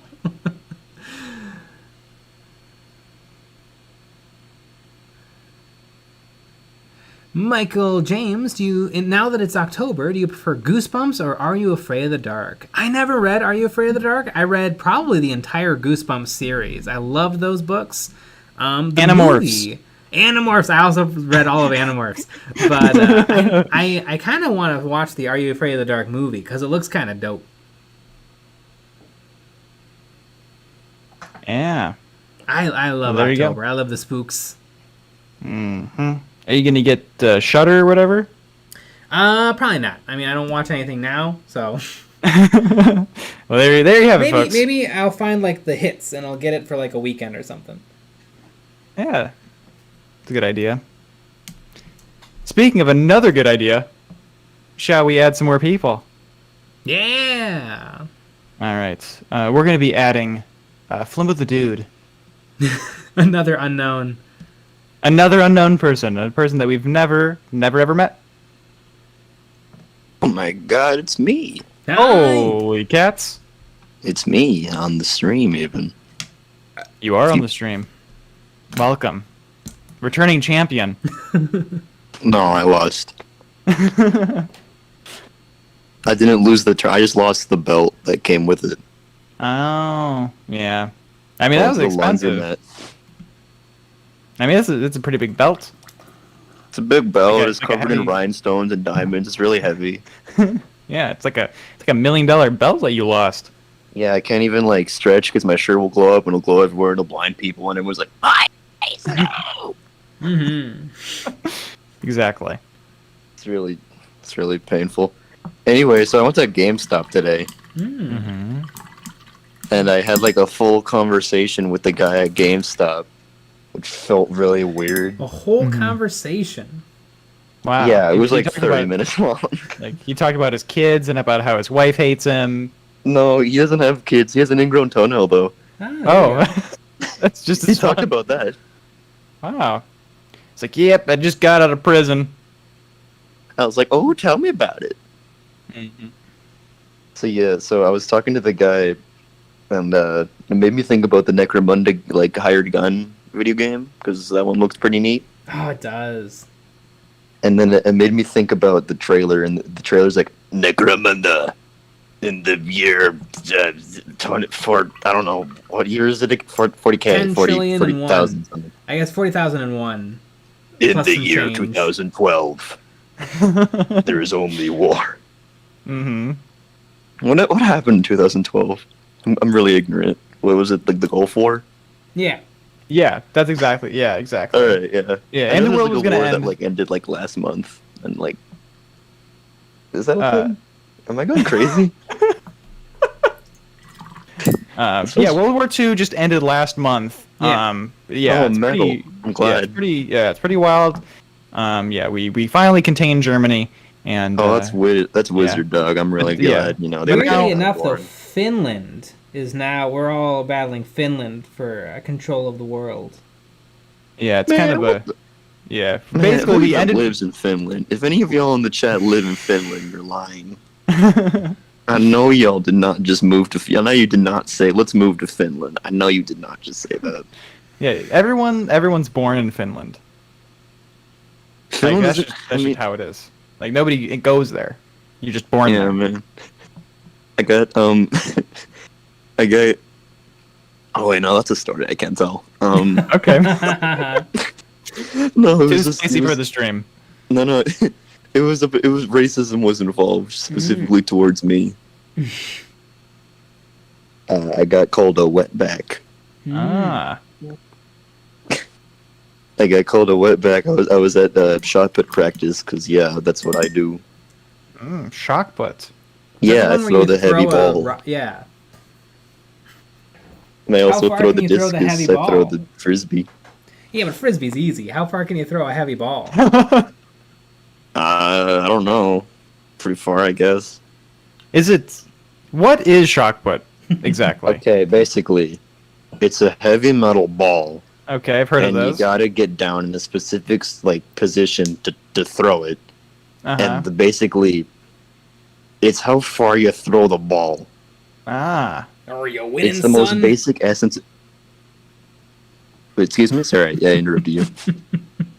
No, But it's you not- should have interrupted me. But it's not like bocce ball though. You don't like knock the other person's ball out of the way, right? No. It's by the time like okay, you're like it's a very slow. It's like how 40k like your turn is like you do literally everything and your opponent waits. That's how shot put is. Mm. Mm. like, and there's different ways of throwing it. There's the spin throw, there's the stand throw, there's the South African, which is a weird name, but Interesting. basically, like, the main objective is you need to throw it far and you need to throw it like high and you need to like land in the dirt. And if you throw real good, then you can go to a big fancy meet at the track meet, and when you're there, you go with your little spinny shoes and you throw the ball for the whole country of Venezuela. So you're an Olympian, is what you're saying. Oh man, I wish. You know how much they get paid? I could buy like a Mortarion with that. Whoa, there you go. Yeah, I was about to say, do they get paid a lot? Because don't you not get paid very much if you don't win? It's like Probably $200 an get hour. paid like a Mortarion's worth. Yeah, probably. Yeah, you definitely get paid Mortarion, more Mortarion work. Uh-huh.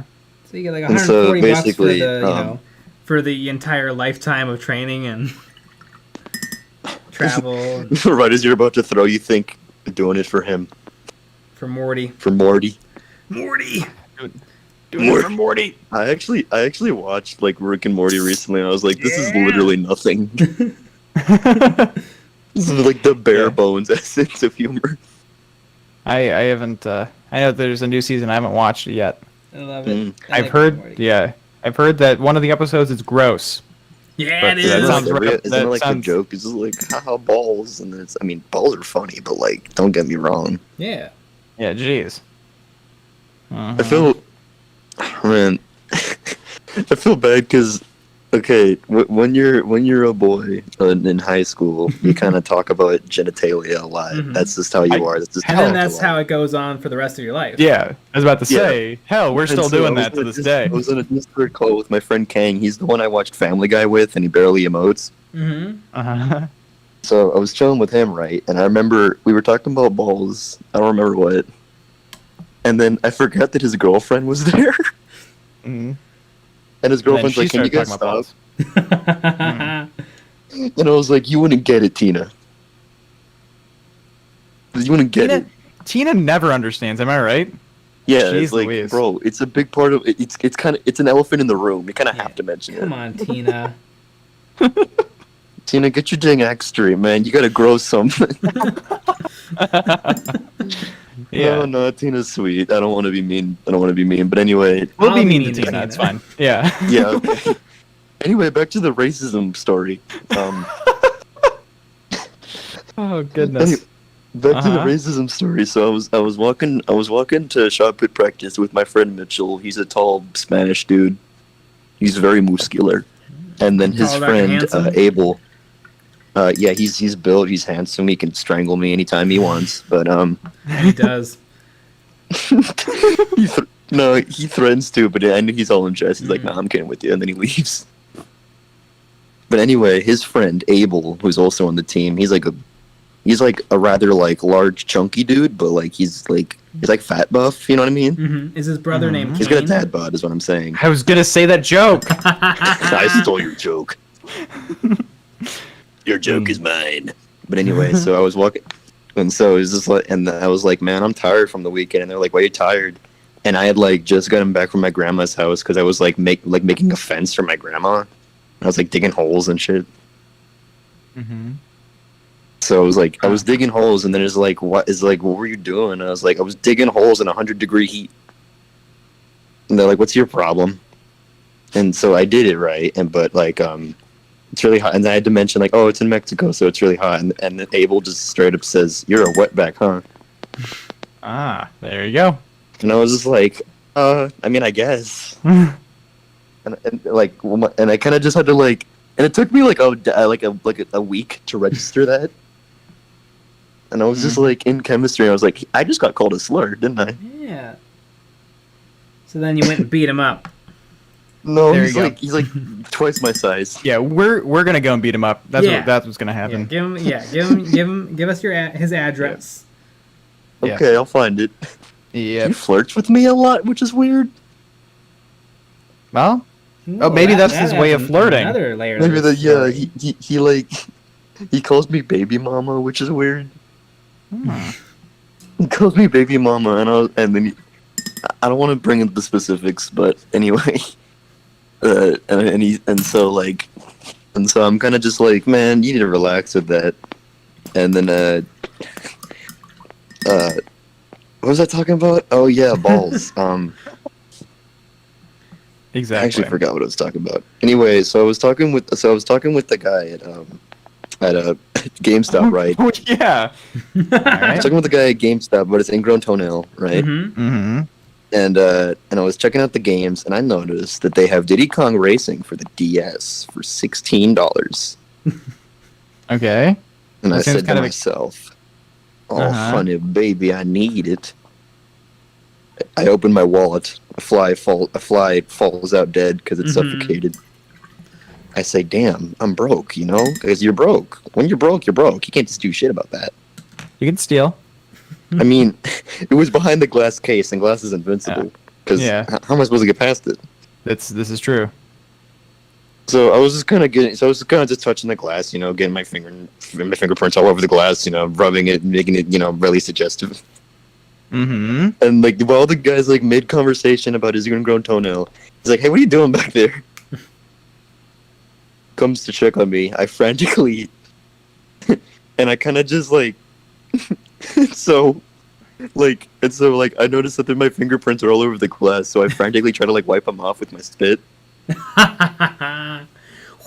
And so like he comes over, right? And Wait, why aren't you allowed to look at Diddy Kong Racing? no, it's not about that. It's because I was like rubbing the glass. Oh, seductively? Like you need... I don't know about seductively. I was just like, Mm. because it's a monkey. It's a game about a monkey. What am I gonna do? So I was rubbing the glass, right? He comes Yeah. over and he sees spit on the glass, and I don't know. He says, "Are you okay, man?" And I kind of just had to say like, "Yeah, I'm great," and then I left the store. He was Oh my- cool about it though. He understood. He got it. It's Diddy Jeez, Kong I- Racing. I mean, And some say this. I was gonna pay with it in all quarters, but Yeah. Exactly.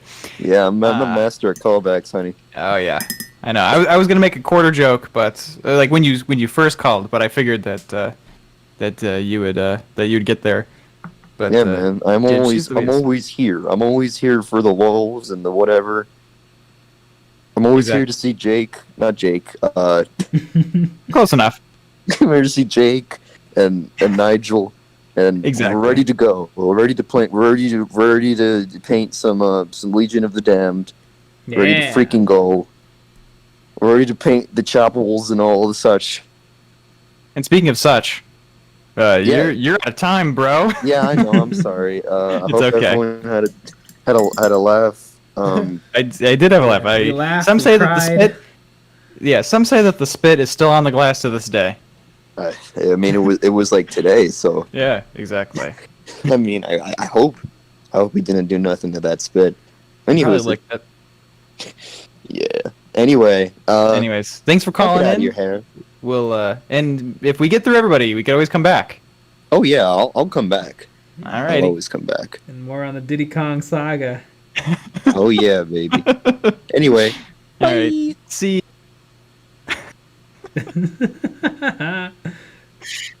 That was pretty wild. Mm-hmm. Fun. I painted Man, a that Templar says, cross on this guy's forehead. I was watching that. Flim of the Dude always has fun stories, Mm-hmm. which I appreciate. Matt asks, "What did I just hear?" Yep. Oh God, is that fun though? Mm-hmm. But speaking of fun, shall we add another member? Absolutely. All right, we are going to add Linku11. Hello. Hello. Hi. Hello. So I've actually been doing I actually got a couple of friends into the hobby recently, Mm-hmm. and he had just started getting minis like yesterday, I believe. Mm-hmm. So I don't know where I'm going with this. What are you Like, looking at? Yeah. What have you been working on? I know you. I made the Redemptor Dread. I did. I've worked on my Redemptor Dreadnought recently, but I pretty much finished it. I still haven't done the base yet. Oh my! Well, call back when you finish the putting off base. the base. Really. Yeah, that's very true. Do you have an I don't idea? have any base materials, and I don't know what I want to do for the base. Also, did you see the meme I posted with like the dogs next to croissants? I don't know. I don't know. I'm usually pretty up to date on the meme channel, but I don't remember if I've seen that one. You could look at the meme channel right now because it's really just like really weird how much this breed of dog looks like a croissant. I'm looking at the meme right now. Yeah. Yep. Those are croissant dogs. Amazing. The croissant dog, the permanent marker dog. Take your pick. Because they are Sharpei. Oh, I love Sharpei. They are. They're wrinkle dogs. They are. Yes. In fact, the reason I know about them is one of my friends has a Sharpei. Ah. One of my favorite comics. He actually showed me the not meme. the first one. Get Fuzzy by Darby Conley features a Sharpei. Nice. But yeah, also, on the subject of dogs, have you found any... Or on the subject of memes, what other memes related to dogs do you know of? I know there's a famous meme of an adorable golden retriever sitting like adorably next to a very scary werewolf, which is actually Joe Rogan's dog from the Joe Rogan Experience podcast. Yeah, that is true. Yeah, and then people always add text to it, and that's always fun. Yeah, I've always wanted to do a meme video. The only problem is then you have to use everyone else's content, and it becomes a huge hassle. Because you have to, you really should have ask to get for permission for every single thing, and who's keeping track of their memes? Like everyone posts, laughs, and forgets. Yeah. Yeah. It's really true. No, if I posted a meme, I would not think about that meme again until, like, someone messaged me about it, and I'm like, wait. Yeah, until a what? weird YouTuber is like, can I use your thing in my video, please? Yeah, wait, exactly. what do you mean? I'm very confused. Can you respond before October 15th? I think more than likely you would just see it in a random place. You'd be like, oh, that's the one that I made, and who's posting this? Yeah. Yeah. Yeah, That's another way to get, to remember your meme, but yeah. Yeah, because, it seems like memes have no ownership. Yeah, not really. True. You make it, but you can't really say it's yours. You gotta make an NFT of it. That's what you gotta do. Yep. Though, do you guys watch any, anime? Not really, although I did just watch the new season of Beastars on Netflix. But other than that, not really. Yeah. I haven't. It's not quite my jam. Nick's a liar. He's a huge anime recently fan. Watched a anime series, Sword Art Online. I've heard of that one. Yeah, I heard of it. I haven't seen it. Yeah, I really like it. Hmm. It's pretty good, and it's on Netflix. Ah. Though the final season is not there for kind of the final season. It's kind of final 2 seasons, but they're not there when So, the final season is split up into 3 parts. And they have the first part of the season, but the rest is not there. Why? Yeah, I have a huge amount of respect for anime, but I don't watch that many. I appreciate what anime has done for movies and culture, but there's only a tiny handful that I actually watch. Yeah, because I only recently got into anime, and I've really only watched Sword Art Online. Mm. But You know, until that 40k anime comes out, I don't know if I'm gonna be an avid watcher. oh yeah, if there is ever a 40k anime, I'll be like, how? Just how? Most of the time, anime isn't really based off of a existing property. I feel like most of the time it's its own universe. That's the reason why I'm like, maybe, probably, I'd be like, how did they get the rights to 40k? And who thought this was a good idea? That I would love there to be a 40k anime just to see what the old gatekeepers think about it, and for there to be like, That would be true. This is not the 40k I signed up for. Yeah, that would be pretty fun to see. Fun to see those reactions. And there is those Star Wars anime. Yeah. Oh, I can't wait to watch those. The Visions, Star Wars Visions. Oh yeah, Star Wars Visions. I think it's already starting to come out on Disney+. Yeah, I think so. Okay, cool.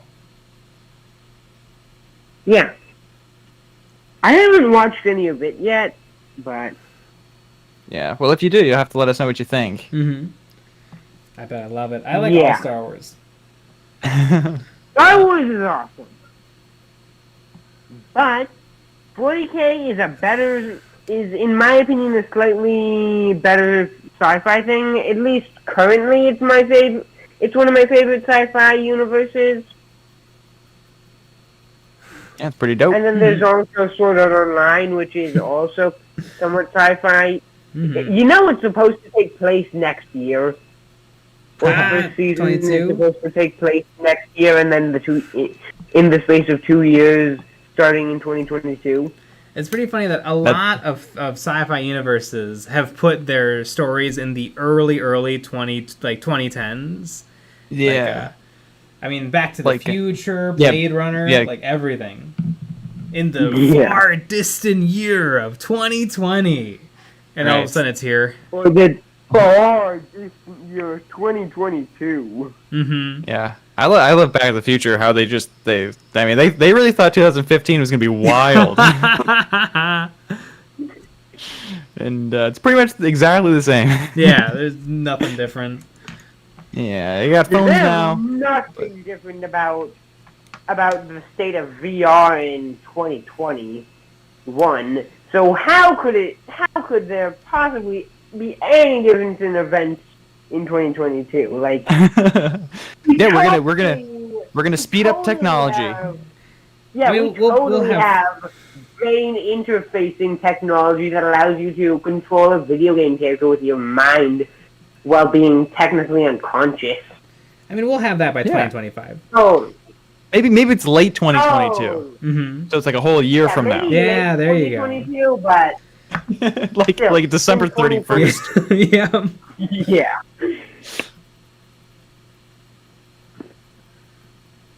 But the British stuff in Sword Art Online is really cool.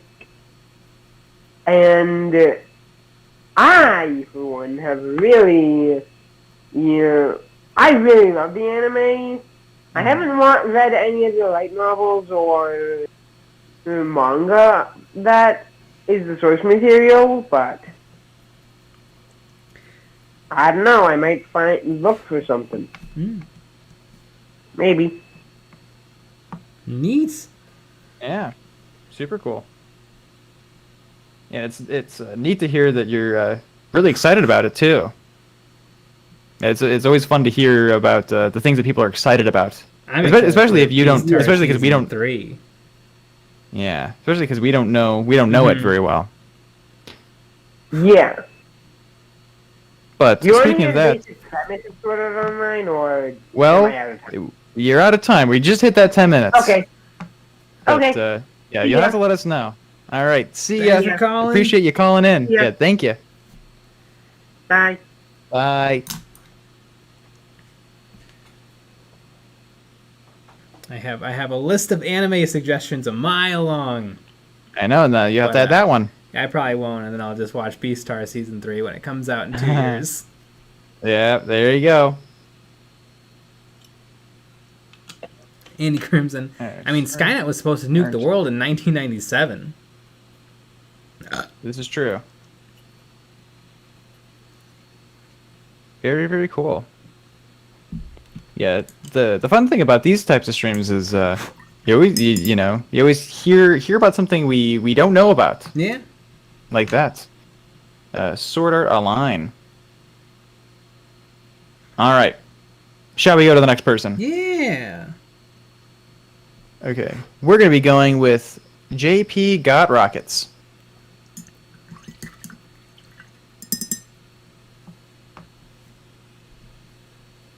Hello.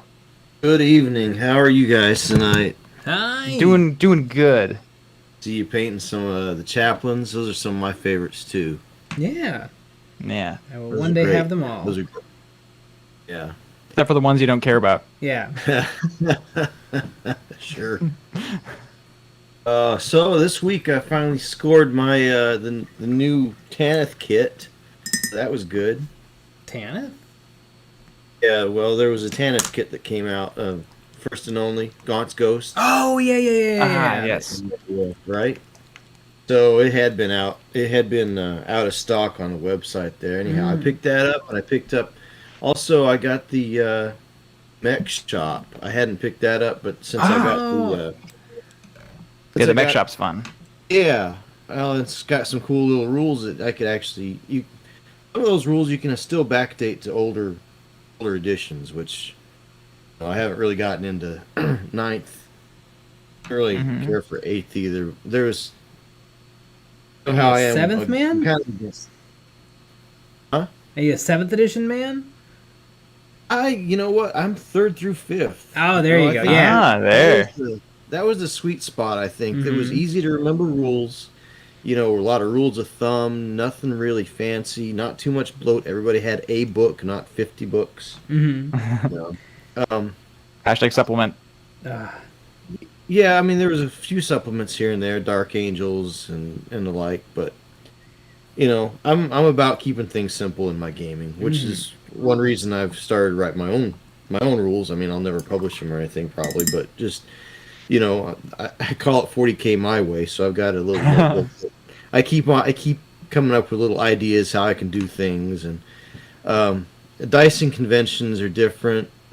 I'm using a step scale, so for instance, your conscripts would be like a D6, or highly trained guys are going to be like a D8, and your elite guys would be like a D10, and you start from 4+ for successes, and you're counting successes. You're not really going against a ballistic skill or weapon skill. Everybody starts with a 4+ for successes.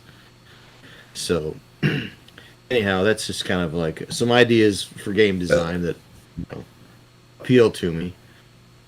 Yeah, that So, sounds neat. And then are you well, are you play testing it with like friends? Actually, some of that stuff I've actually ripped off from other game systems, like Dirt Side, or Grunt. What's the other one? Uses a step. I think Freeblades uses that. And man, there was another one. Oh, Force on Force uses that. Not quite in the same way. I think they don't use a D10 or something. But Well, you can't copyright game Anyway. mechanics, so steal away. well, that is true.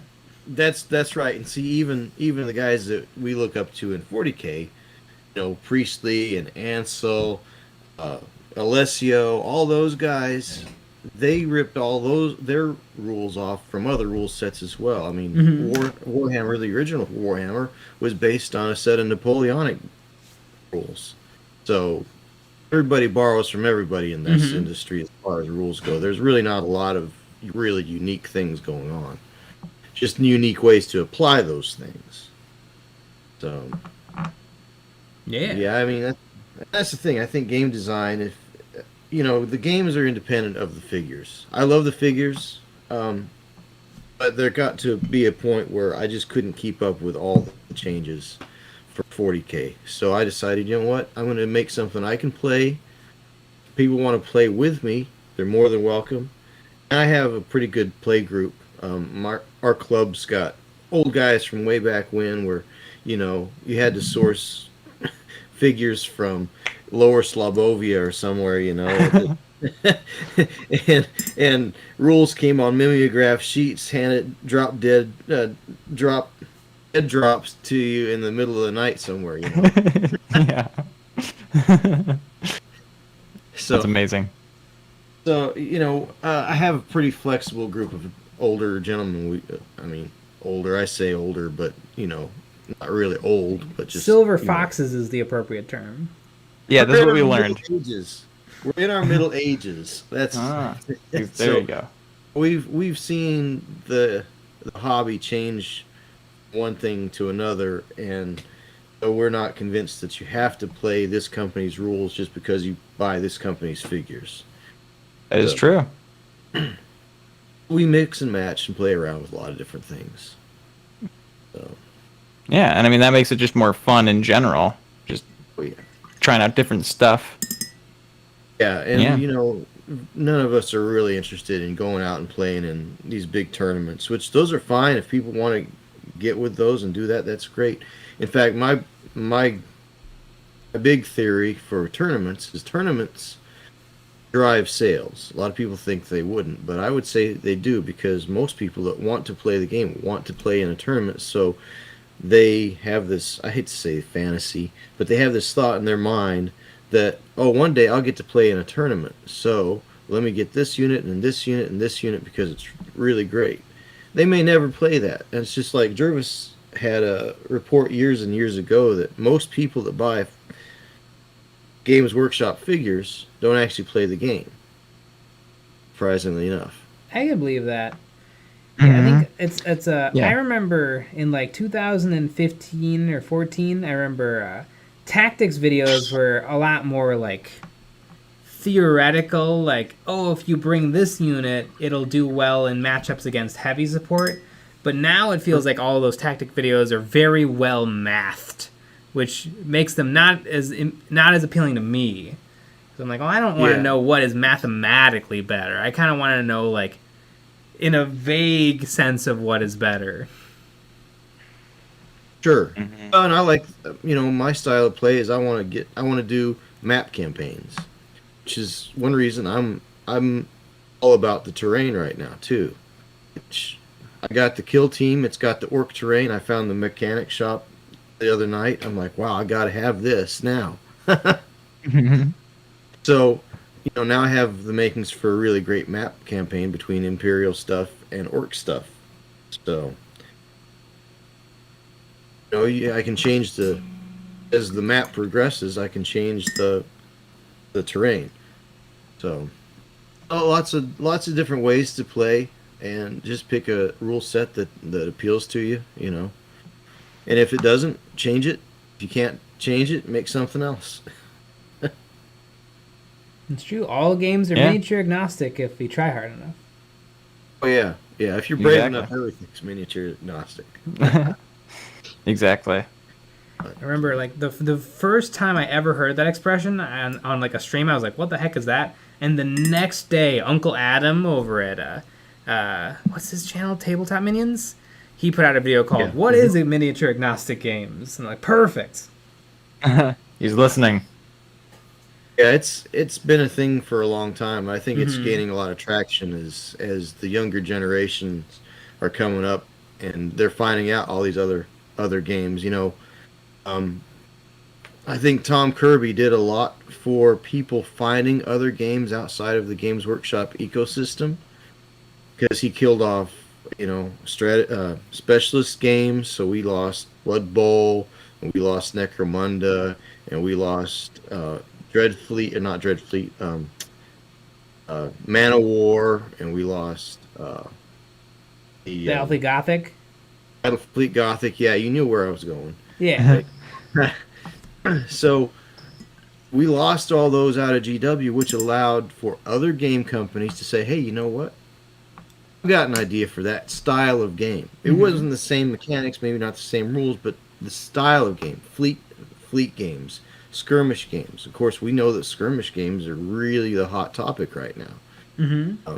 It's really, partly because people have less time for hobby, and people want something quick they can get done, play 2 or 3 times in an evening instead of having a big 4-hour-long game. So here we have that.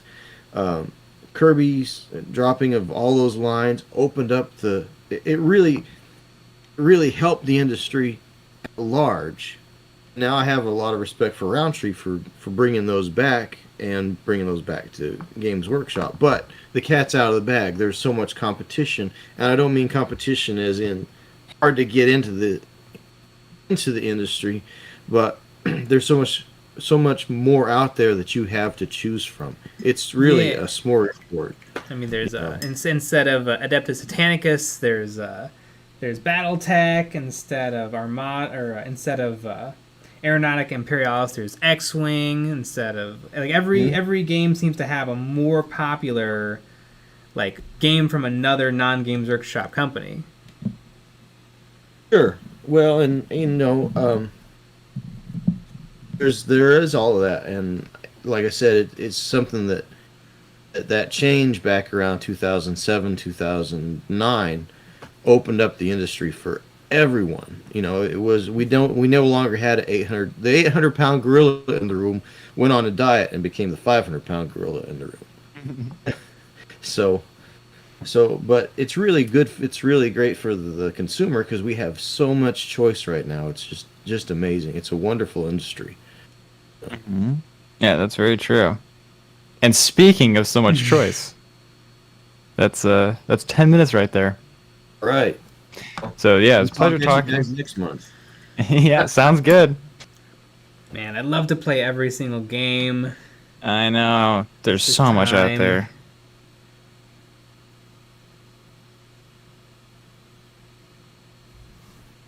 Yep, we'll get there. Mm-hmm. All the games. Yeah. All right. Shall we add another person? Yeah. All right. Oops, I accidentally hit the wrong button. All right, we're gonna add Black Lung Raider. You're invited to speak. You gotta accept my invite. Howdy, I didn't think I'd get to talk tonight. Can you hear me? Yeah, howdy. I do not know what to say. I'm actually painting right You're painting right now. What are you painting? I'm painting the big pieces of terrain for the Octarius box set. Ah, cool. Stuff. Yeah, the orc stuff.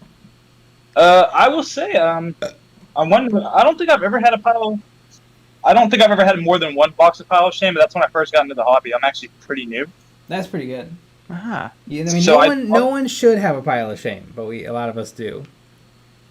Yeah, so I bought the Indominus box set last year, and it literally sat in my closet for like a year because I was just so afraid to paint. I was afraid I was gonna break the miniatures and stuff. Mm-hmm. I have really shaky hands, which is a problem. I'm kind of getting used to it. But I started painting the Indominus box set up, and I just blew through the entire box within 3 weeks. Mm. And then I got the Indominus box set. Yeah, I literally opened the Indominus box set, and they came out the Kill Team box set. I was like, ooh, I really would like some Creed guys. Yeah. But I want to thank EonOfBattle specifically because I'm even thinking about making terrain stuff now because I've been inspired by some of your work. Yeah. Yeah, neat. So I got a question with the 3D printed models that you guys make. Mm-hmm. Uh-huh. You guys planning on doing any Xenos models along with those, or are you just planning to stick with the Space Marine Dawn of War 1 kind of thing?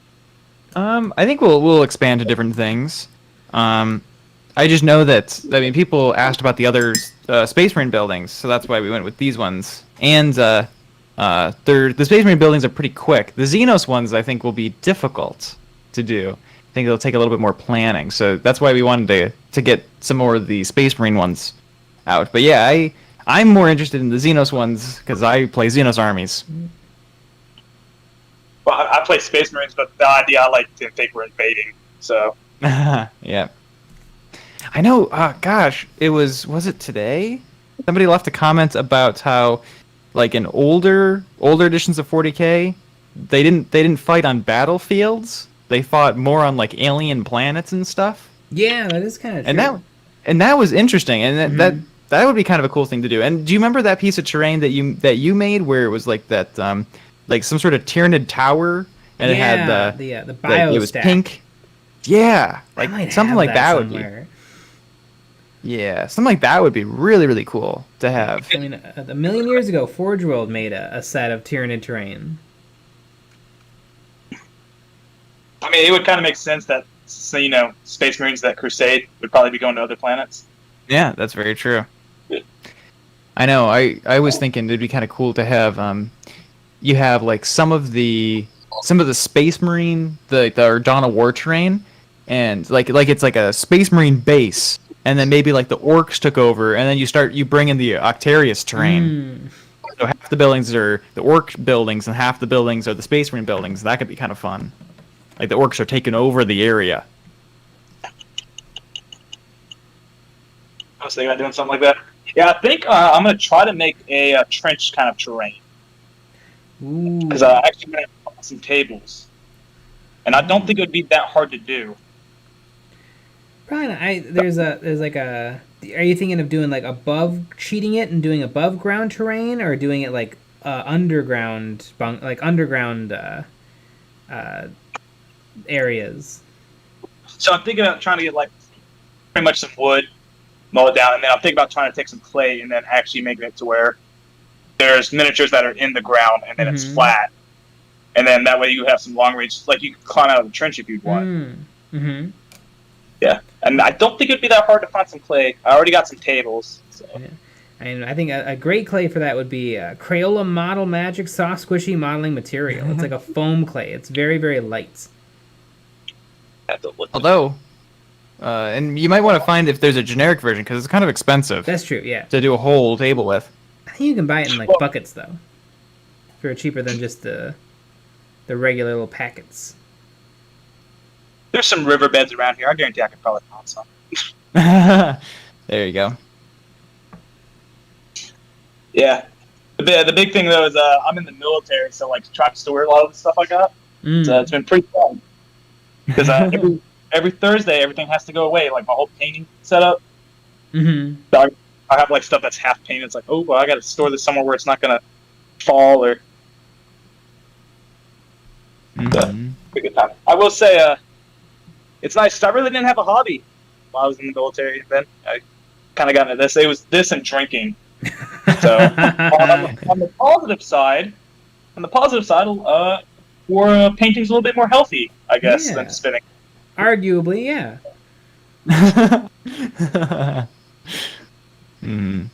Yeah, but good time. Yeah. Yeah, that sounds good. Are there any factions you're into or games you're into right now? So I did buy the Kill Team kill set, right? And I'm glad if Krieg wasn't in it, I probably wouldn't have bought it. I do really enjoy painting orcs. I recently figured out. I decided to go blood axes because I was trying to make them kind of look like Marines. So I got them. I did some little stifle kind of camo on them. Nice. Like, yeah, so I think it turned out really well. I'm really shitty with basing. I'm not sure if I'm shitty or I think I'm more lazy. Sterling Mud is like my best friend. Yep. But I pretty much, probably the dumb thing I did, but I took a bunch of, what's this shit called? Morghast bone, and just slattered it across the bay. I'm like, yep, that's sand. Yep. If you're looking for a cheaper alternative to the Games Workshop technical paints, Vallejo makes some really, really good mud paints that are like the same price, but you get like a quart instead of a tiny little pot. I might do that. Oh, and that reminds me, thank you for pointing out that Army Painter has. I found that in the store. I was like, oh, wait a minute. I bought like 3 boxes of this stuff. Yeah. There you go. Yep. Probably got to put some of that on this orc terrain too. And part of me didn't think I was going to get picked up, so I don't really have much. I was just kind of listening and painting away. I was like, Oh crap! He said my name. That's all Been good. chosen. You've been chosen. You've been elevated to the stage. Mm-hmm. Do you get many games in, or are you just preparing? So, I'm in the military and the Marine Corps, so the big thing is there's not a lot of people that play this. I'm trying to get some guns in, but as of now, I'm still building the table and I'm still painting this train up. This is the first bit of train I've actually painted. Mm. I think it's coming out really nice. But I have some friends that are somewhat interested. They're not buying models. They're probably going to use some ones I have. Mm-hmm. Because freeloaders. That's what we call them. the way I see it, I'm indoctrinated. You know, Ah, there you go. It's like, hey, kid, you want to smoke? Like, now, it was funny. I actually went home, and I haven't been home in like 2 years because I got screwed on some of my vacation/leave shit. But I went home and started telling my brother about this. I know my brother's into Xenomorphs. Mm. I was like, oh, there's a 40k thing that's kind of like that. I bet he'd like. So now I'm getting him involved. That's how I got involved. My cousin played 40k. I got involved because I think it was like a Russian Badger video. It was the what's the one where they're hunting Xenos? The Space Hawk video. Russian Badger. I don't know if I know that channel. He doesn't do Warhammer. He does like stuff. There's a video. Yeah, I'm seeing the Space Hawk video game. Ah. There's a few different Space Hulk video games. It's the first person one. It's really trashy. That one. Yeah, well, I mean, he made a video about it, and I was like, this looks ridiculous. Like, because it was like the Terminator armor and stuff, and they had like these gigantic balls and flamers. I was like, I think I'm gonna go ahead and try to look in to see what this is all about. Mm-hmm. Nice. I was a lurker while just like studying lore for like a couple of years. My hands are like busted all hell, so I was like, I probably ain't gonna do the miniatures. And I finally did the thing. I was like, I can get the Indominus box set because it's like I'll get a lot of models if I mess them up and work on the next one. Yeah, now about the thing I do love is I chose salamanders, and I was trying to make me a list, and I was like, man, all the stuff I want is not in this box. Mm. Yeah, the Indominus box was all new units when it came out. The Judicaire, I did love painting that. Yeah. Yeah, I gave him a black leather coat, and he looks so cool because like salamanders, they got the charcoal skin and the red eyes that glow. Mm-hmm. Yeah, it looked really cool. I love painting the models, but then I was like, okay, let me go on Battlescribe and try to put the list together. And I was like, none of these guys have that much fire. Because the only time I've actually played was on the tabletop simulator. I played a couple games on there. I feel like I don't have that in me to learn Tabletop Simulator. It's not that hard. I'm not that good at computers. Yeah, I was the nerd that joined. Mm-hmm. The crazy thing about the stream is actually I have to turn on the computer for Jay to start the stream. Like he has no idea even how to turn on the computer, and I keep saying, you just press the button, the on button. That's all you have to do, and just hasn't gotten it. I remember trying to learn how to stream. That's what's a bit rate? Yep. But speaking of streaming, this is you're out of time. All right. Well, thank you for the conversation, and thank you for your content. Yeah. Thank you for calling in, and take a bow. I bowed in real life, then realized I'm not being filmed. Perfect. Bye. All right. It's good talking to you. Bye. All right. See ya. I hope everybody was taking a bow every time. All right. Shall we add another person? Yeah. I still see a lot of hands. Yeah, I know. We have 10 people still. All right. We're going to go with invested painting. I'm invested in painting. This is true. Yeah, I invited you. Got to accept my invites, and then you'll be on the show. There you go. Evening, gentlemen. How we doing? Hello. Doing good. Excellent. What's going on? Not not a whole lot. Working on cleaning up some 3D printed components for some Imperial Knights. Did you 3D print some weapon options?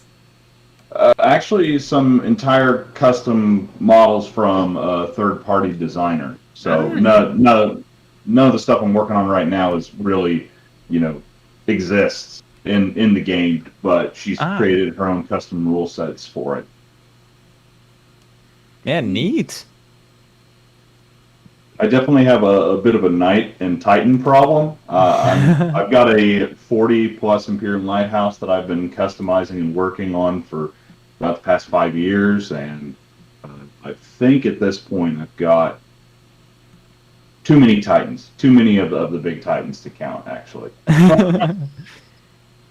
Well, I see why this investment in a 3D printer makes sense. Mm-hmm. Yeah, that I actually... I made the mistake. I got into it during the lockdown, and I immediately fell in love. So it went from buying a Mars to a Saturn to now I have 3 Saturns and I run a print farm. Oh my gosh, I love that. It's very efficient though for the events that I organize, so I can usually kick out a lot of new terrain or add-ons, things to put in swag bags and whatnot. Nice. Yeah, that's awesome. I know. I want to get into 3D printing just for. I want to get a plastic machine though, so that I can 3D print like Nerf guns that people design on Etsy. Oh yeah, I've actually got I recommend. I don't know if my opinion carries much weight, but I have a Creality CR10S, and it's probably gone down in price. I've had it for a few years, but when I bought it, it was about $500. But you can print like full-size role-playing masks, helmets, things for cosplay. Yeah. I used it to print up a fair amount of terrain, and then the main thing I've been using it for was for printing a massive Imperialis-style wall. Basically, somebody had recreated an equivalent of the old Forge World Bastion. I don't remember what it was called. I think it was like a fortress, had a big gate on it. And so somebody's recreated that and then also expanded it to where you can build out full walls that, are arc in different directions and all the battlements and whatnot. Neat. I mean, that's what we need, because we have just a couple pieces of terrain here and there. But we're going to need to massively expand very quickly. Mm-hmm. I would recommend looking into MDF. That has been my biggest love when it comes to the hobby. I saw some people on Etsy made like flintlock Nerf guns, and I'm like, oh, that's the coolest thing. That actually does sound pretty cool. Maybe one day when I can have another hobby that's not my job. Yeah. Well, it's got to be hard. I know people say if you do what you love, you never work a day in your life, but I kind of feel like it's the opposite. It's the people who do what they love who work the hardest because they have the highest investment in it. Mm-hmm. Yeah, I would say that's probably much more accurate. Yeah. I mean, I feel like the people who say, like, you'll never work a day in your life are the people you work for.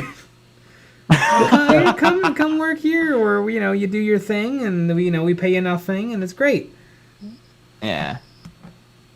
So, that's true. I'm a relatively new convert to your guys' channel and the stuff you've been putting out, so I've got a fair amount of the backlog to still go through, but I was curious, do you guys, have you ever given Horus Heresy a try? Have you ever played 30k, or do you guys, I was just curious about that.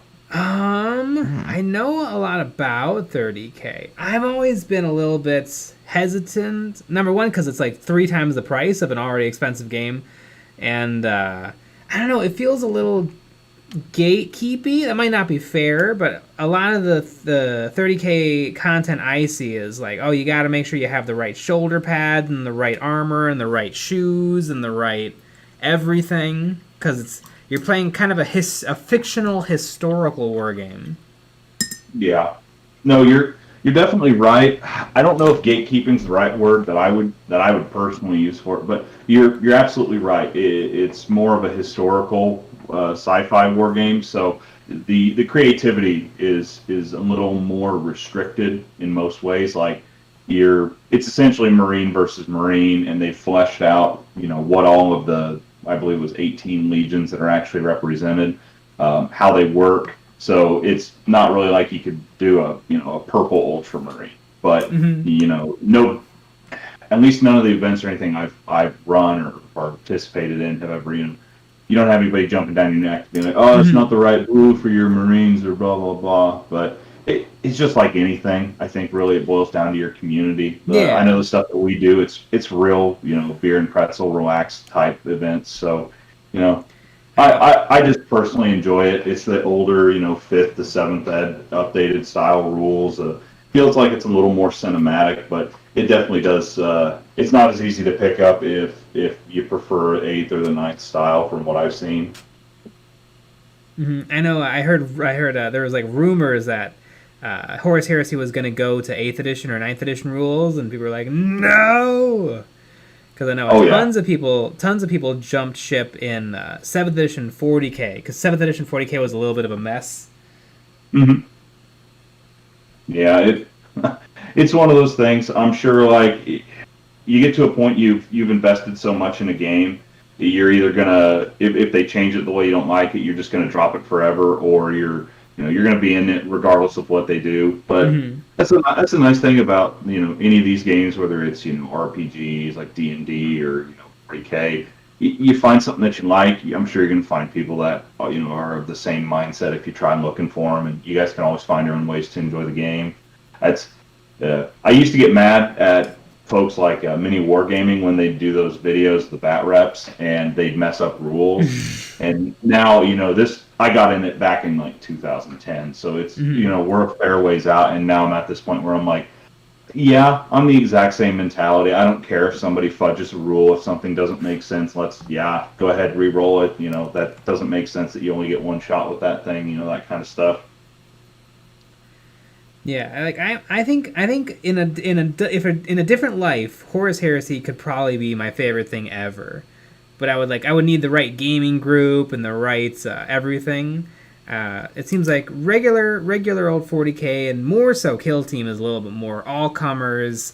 Bring whatever models you have, paint them like Buzz Lightyear or Hello Kitty or whatever you want to do, and we have rules to make them fight.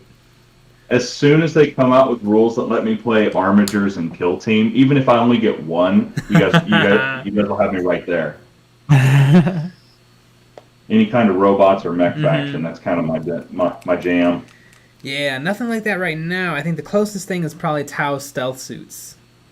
But maybe down the road, I could totally see it working, like them creating custom scenarios, like 2 kill teams versus a single dreadnought, or like 2 Tau mech suits versus like another 2 fire teams or something. That would be pretty cool if they came out with more scenario-based games, or at least something where, hey, there's some NPC type models that have an effect on the game. Mm-hmm.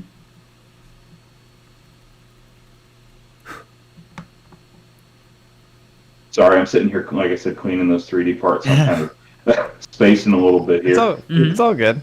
Didn't have too much to talk about, really. Just wanted to say how much I really appreciate what you guys do, and keep doing the same. I feel like I have a lot of respect for the people who do 30k, because it's quite a commitment. But I don't know if it's my Jimmy Jams.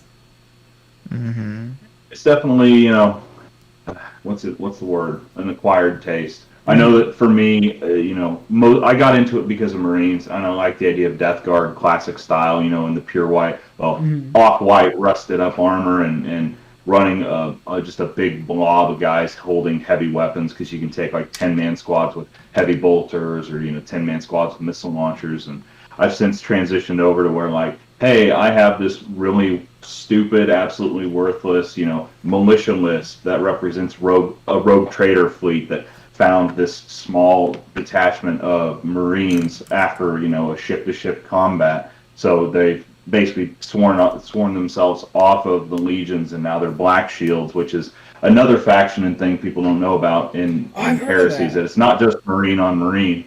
But I've basically just got some, like, 3 squads of really ramshackle Marines sitting around in Anvilus drop pods, followed by, I think it's like 6 Arvis Lighters with just absolutely garbage guys inside of it. It looks fun. It looks really cool on the table, but yeah, I can't play for crap. Yeah, I've heard of the Black Shields. They're kind of the do whatever you want faction. Black Shield's like, so there's two interesting ways to build Marines outside of like the standard way that they allow it.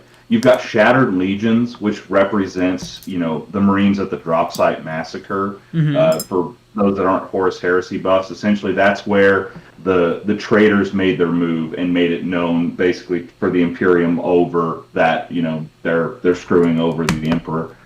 You had a bunch of Raven Guard, Iron Hands, Salamander Marines, and a little bit of some of the remnant loyalist forces from the traitors. They were all brought down to this drop site under false pretenses, and then the traitors just opened fire on them and decimated those legions to the point where they almost weren't a factor throughout the rest of the heresy. And the Shattered Legions list allows you to bring a ramshackled list, bringing multiple units from multiple legions, and still be able to use all of the legion tactics and kind of work together. It works for some really cinematic lists.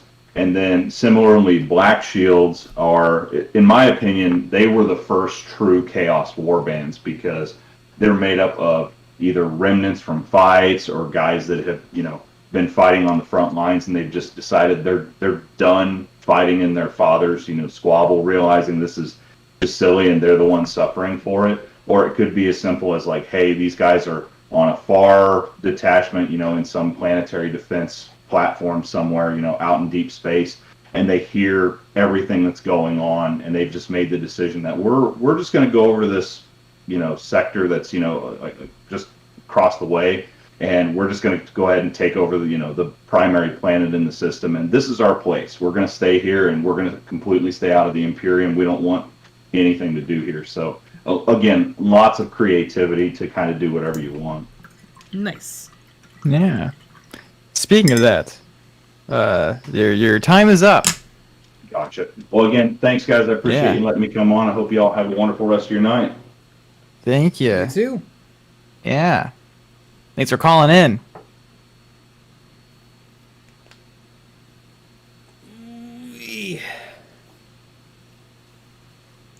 Woo! Making some good progress on these chaplains. We're learning all about some new stuff. Speaking of new stuff, yeah, we're gonna add Gannon and Strodinger to the chat. Hey there, can you hear me? Hi, Yeah. yes. Hey guys, Irrelevant J here. Just want I absolutely love your channel. You're my favorite Warhammer channel. Right now, you're probably my favorite channel on YouTube. Nice. I love how you guys are just no BS, no drama, all hobby. Mm-hmm. I'm a hardcore Tyranid nugget. I've been loving them since the late 90s. I've barely played Warhammer. Probably played it shy of a dozen times. Last time I played was when 3rd edition was getting old. I think Build of the Pile of Shame. Trying to get back into it. And this is where I really want to thank you guys, is because, so like, I'm not trying to be weird or anything. I'm cool and all that, but I've never had real Warhammer friends, and you guys are like kind of like my Warhammer friends. Like, not even you guys, but like the community. I love just like them on the YouTube. I love making stupid comments. I've been working towards getting back into the hobby, but I'm 33 now. I'm an adult, so it's kind of hard to do that kind of crap. I listen to your live stream while I'm doing dishes. It's all that. It's just fun. Thank you for that and all that. I think vicariously is the wrong way to say it, but that's how I live through you guys. Mm-hmm. Thanks for the help with the hobby. Models and Memories, I absolutely love that. I'm sorry, I haven't joined Patreon yet. It's not because I'm cheap, it's because I'm busy and I haven't done it. I'm sorry. I don't know if you've mentioned that one gun on the shelf. I Ah, keep thinking about it, and I really hope to hear about it. I used to paintball when I was a kid. Anyways, other than that, Nick, I want to see a Models and Memories video of you. Please, That's give me not a bad one idea. of your memories. And so I want to hear other people talk. So I have one quick question. On a count of 3, let's say 4. Like we're gonna say 1, 2, 3, and then on 4, the 3 of us, and if everybody else can in the chat as well, let's all say witness. So, yeah, like 1, 2, 3, witness. Are you guys ready? Mhm. all right, Yeah. let's do it. All right, 1, 2, 3, witness. Witness. Yes. Like Mad Max. Like witness me. All right, thanks guys. Yeah, Looking forward to awesome. hearing the next guy. Yeah. All right, sounds good. Thanks for That calling makes- in. That makes No problem. total sense. Like that, we are the Warhammer friends. Because like, yeah, I mean, if it weren't for Nick, really, I wouldn't have any Warhammer friends. It's hard. It's hard to have. It is. 'Cause It is. Ideally, you get into this with someone else, but you know the odds of that happening are slim. Because it's quite a game. But I mean, there's I would say everybody maybe make it a New Year's resolution, like look for clubs, talk to the local war store owner, look at Facebook groups. Like this stuff is getting kind of popular. You know, those groups are out there. That's very true. I love this. Akito imagine Jay puts Nick on the counter. Ah. Yep. And in my memory for today is, and then you just pull me from underneath the desk. Yeah. What if you do all the memories for the next like 5 shows? Exactly. All right, this is my Eldar army I never got to. All right, this is my Dark Eldar army I never got to. That'd be pretty good. All right. So, shall we add another person? Yeah. We're gonna go with El Dorado. Elaro. Invite you. You gotta accept my invite, and then get this going. Hello. We can't hear you if you're talking.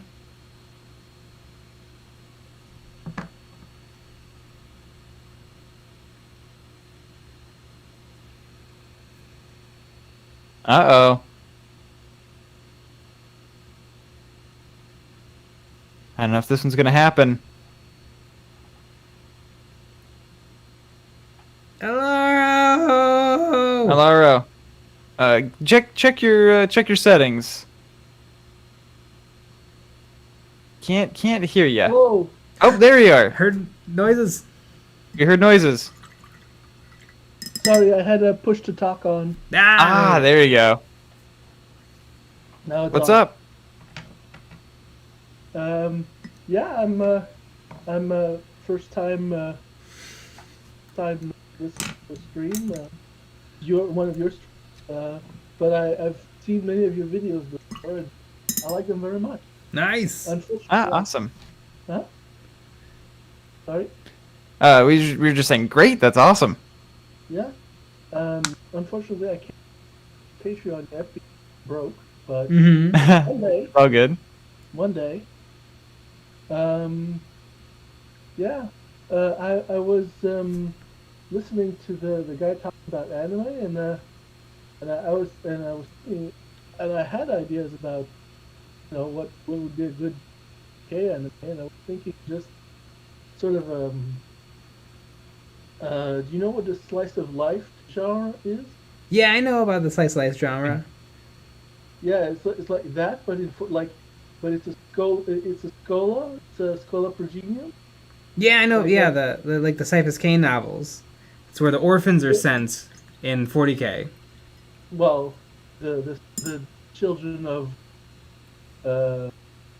administratum people and whatever, the children of the state. Oh, I thought it was orphans. The state. I guess that still makes sense though. And I was thinking And I was thinking like, so it just sets up the atmosphere and like the oppressive and Catholic sort of nature of the Imperium, the very religious stuff. The four, five, or 3 episodes, first episodes. While And, also like, combining it with subtle romance and hijinks. Yes, exactly. And then at the 6th, and then the World Eaters arrive, Mm-hmm. and they ruin stuff up, and it's still slice of life, but it's like, but it's like crushing despair and chaos and oh no, but so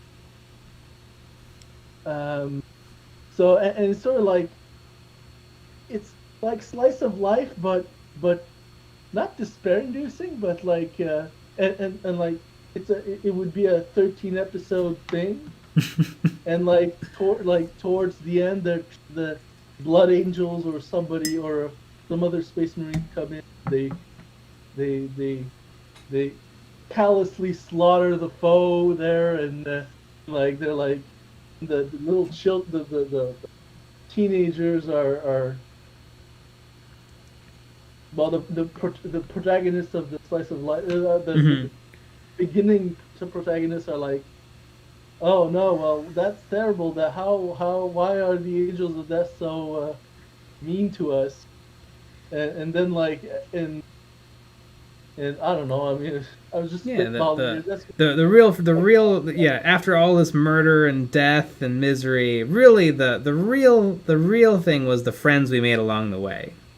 Yeah, the dead friends we made along the way, and like maybe at the last scene is one of the friends being beaten up by whatever Space Marine, like to be an aspirant or something, but that's just a sequel hook. Yeah, that's the start of season 2. Yeah. Well, I mean, the last scene of season 1 is him. Is him or her? Well, actually, no, it's him. It's a him. Sorry, yeah, I forgot my. I'm too.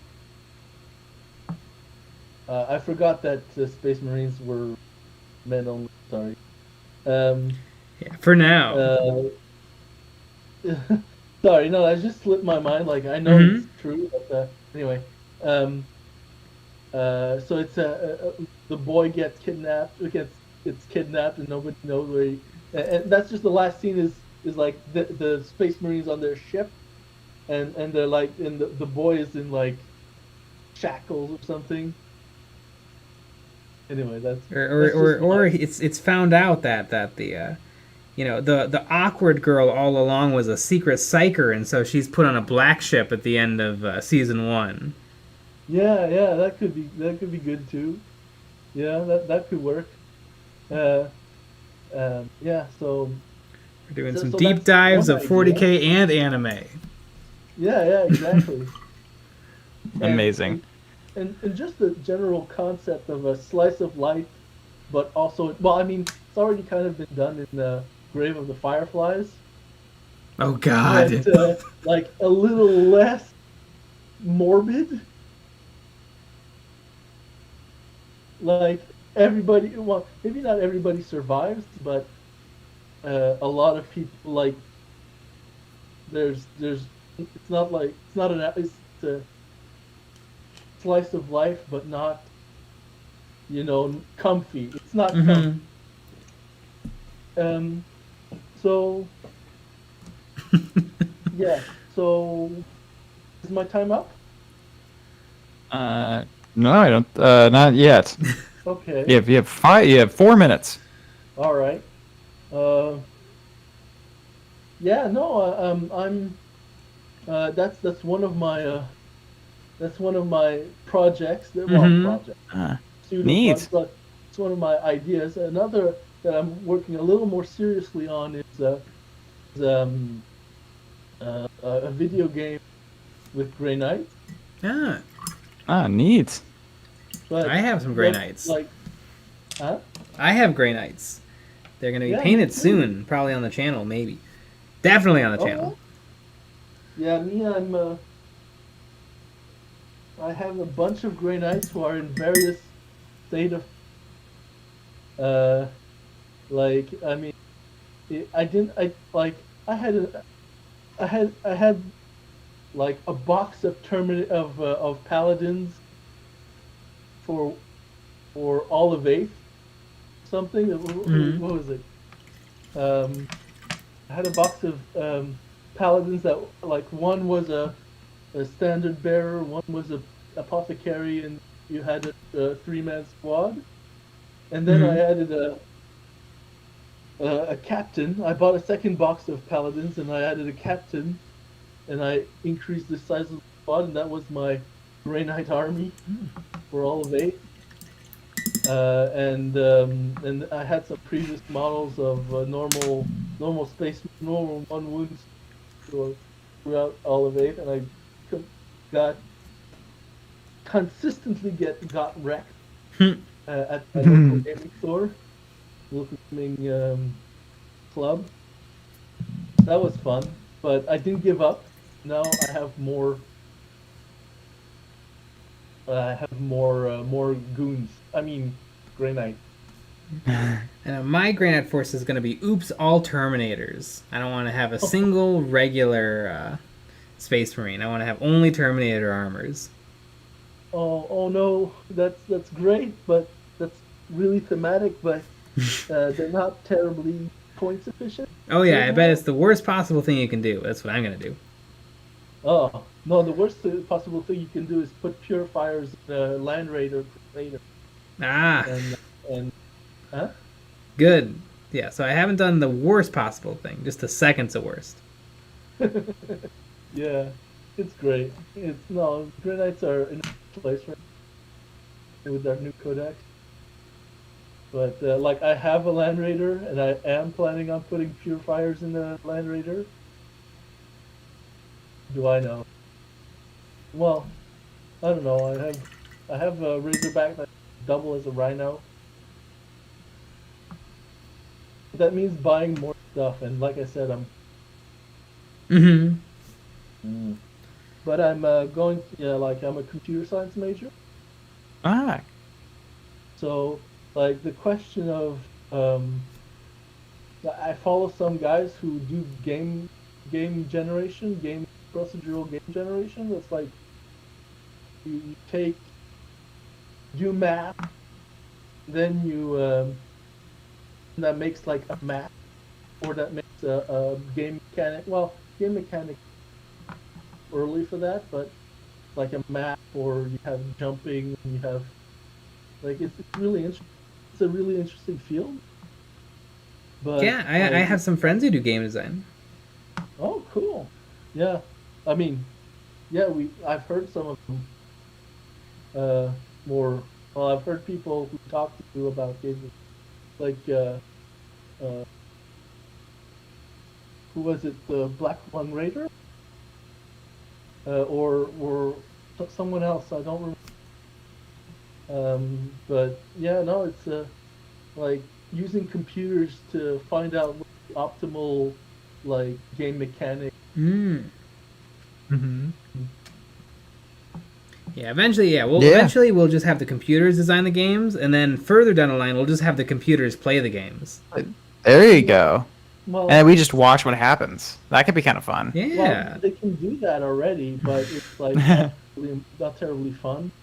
I mean, like games are supposed to be played. If you cut yourself out of the loop completely, like that's just an abominable intelligence. I mean, then you're just watching a show. Yeah. At that point, a generating show.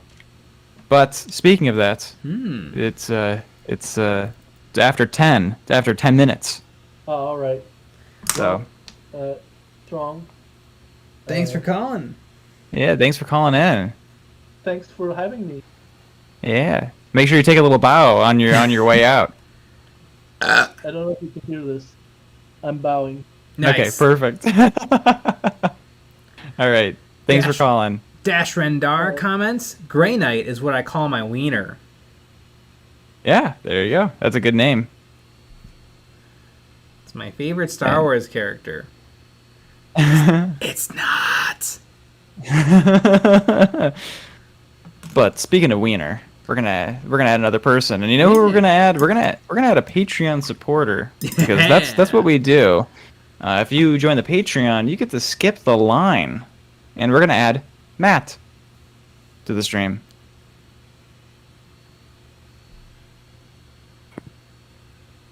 Shells. Hang up on him. Hang up. Shells. Hey, actually, I've been sitting here listening to you guys tonight, and great. One of the things I really like about your channel, besides the amazing sarcasm and the fact that you guys are old souls and young bodies, is the fact that you really bring a great positivity to it. So, bringing everybody on, listening to their passion, really interacting with them is what really makes you guys set apart from a lot of different channels. So keep up the good work. I'm about to base my last 10 of these damn poxwalkers, and Nice. been able to crank through them while I'm listening to you guys. So keep up the great work, and you know, guys always support you. So man, that's it. Yeah, You can get rid appreciate of it. me. Yeah. Yeah. Shells. All right. See ya. Later, guys. Have a good night. Yeah, You too. You too. Shills. All right. Let's add Chief's son as a gray. I'm gonna assume that's night. It's cut off for me. Mm-hmm.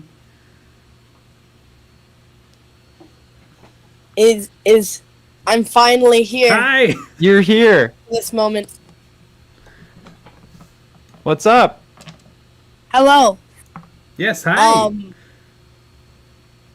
There was actually a lot of things that Uh-huh. I really wanted to talk about, but I'm not sure because I literally planned everything in my head, and I think I can only get through a few of them. Go for it. That's okay. Like Vision, the new Star Wars anime. Oh, is it good? Uh-huh. Yeah, I watched it. I mean, the thing was that with that is just Disney hired a lot of anime companies, Mm-hmm. and every episode is done by a different company. So yeah. Is it good? Yeah, it's pretty good. Great. I mean, each story is it's its own thing. Mm-hmm. Mm-hmm. That's what I'm most excited None of them about. are connected. It's pretty good. I say it's a win for the anime fans, not really the Star Wars fans. I'm a little bit of both. Yeah, it's a little bit of both. It wouldn't really get an anime fan into Star Wars because they don't include anything related to the classics, like the Clone Wars and, you know, the original trilogy. And I actually also just got done painting the base black. You know how you said always paint the base like one solid color. Uh-huh. When I Base first rim? started painting my Grey Knights, because I have 20 of them, 10 of them, I did customly, and they were terrible how they turned out. Now that I look at, you know, the stuff that when I learned how to do stuff and that, now they just look terrible compared to them. I only have 20 Grey Knights, 3 Space Marines. Well, you can always go back and add paint to the other ones that you're not I know. satisfied with. That's my plan. I wanted to do that, but I feel like I should keep them how they are, and just to look back on them on the first thing I ever painted and how I painted it. That's why I don't really want to change them. It's a good looking into the a lot of- future, because I was like, I don't like these, and I repainted all of my Necrons like 10 times before I figured out how I wanted them. Yeah. Yeah, that's a good idea. Terminators. I've actually planned on getting a Terminator set instead of the Strike Squad.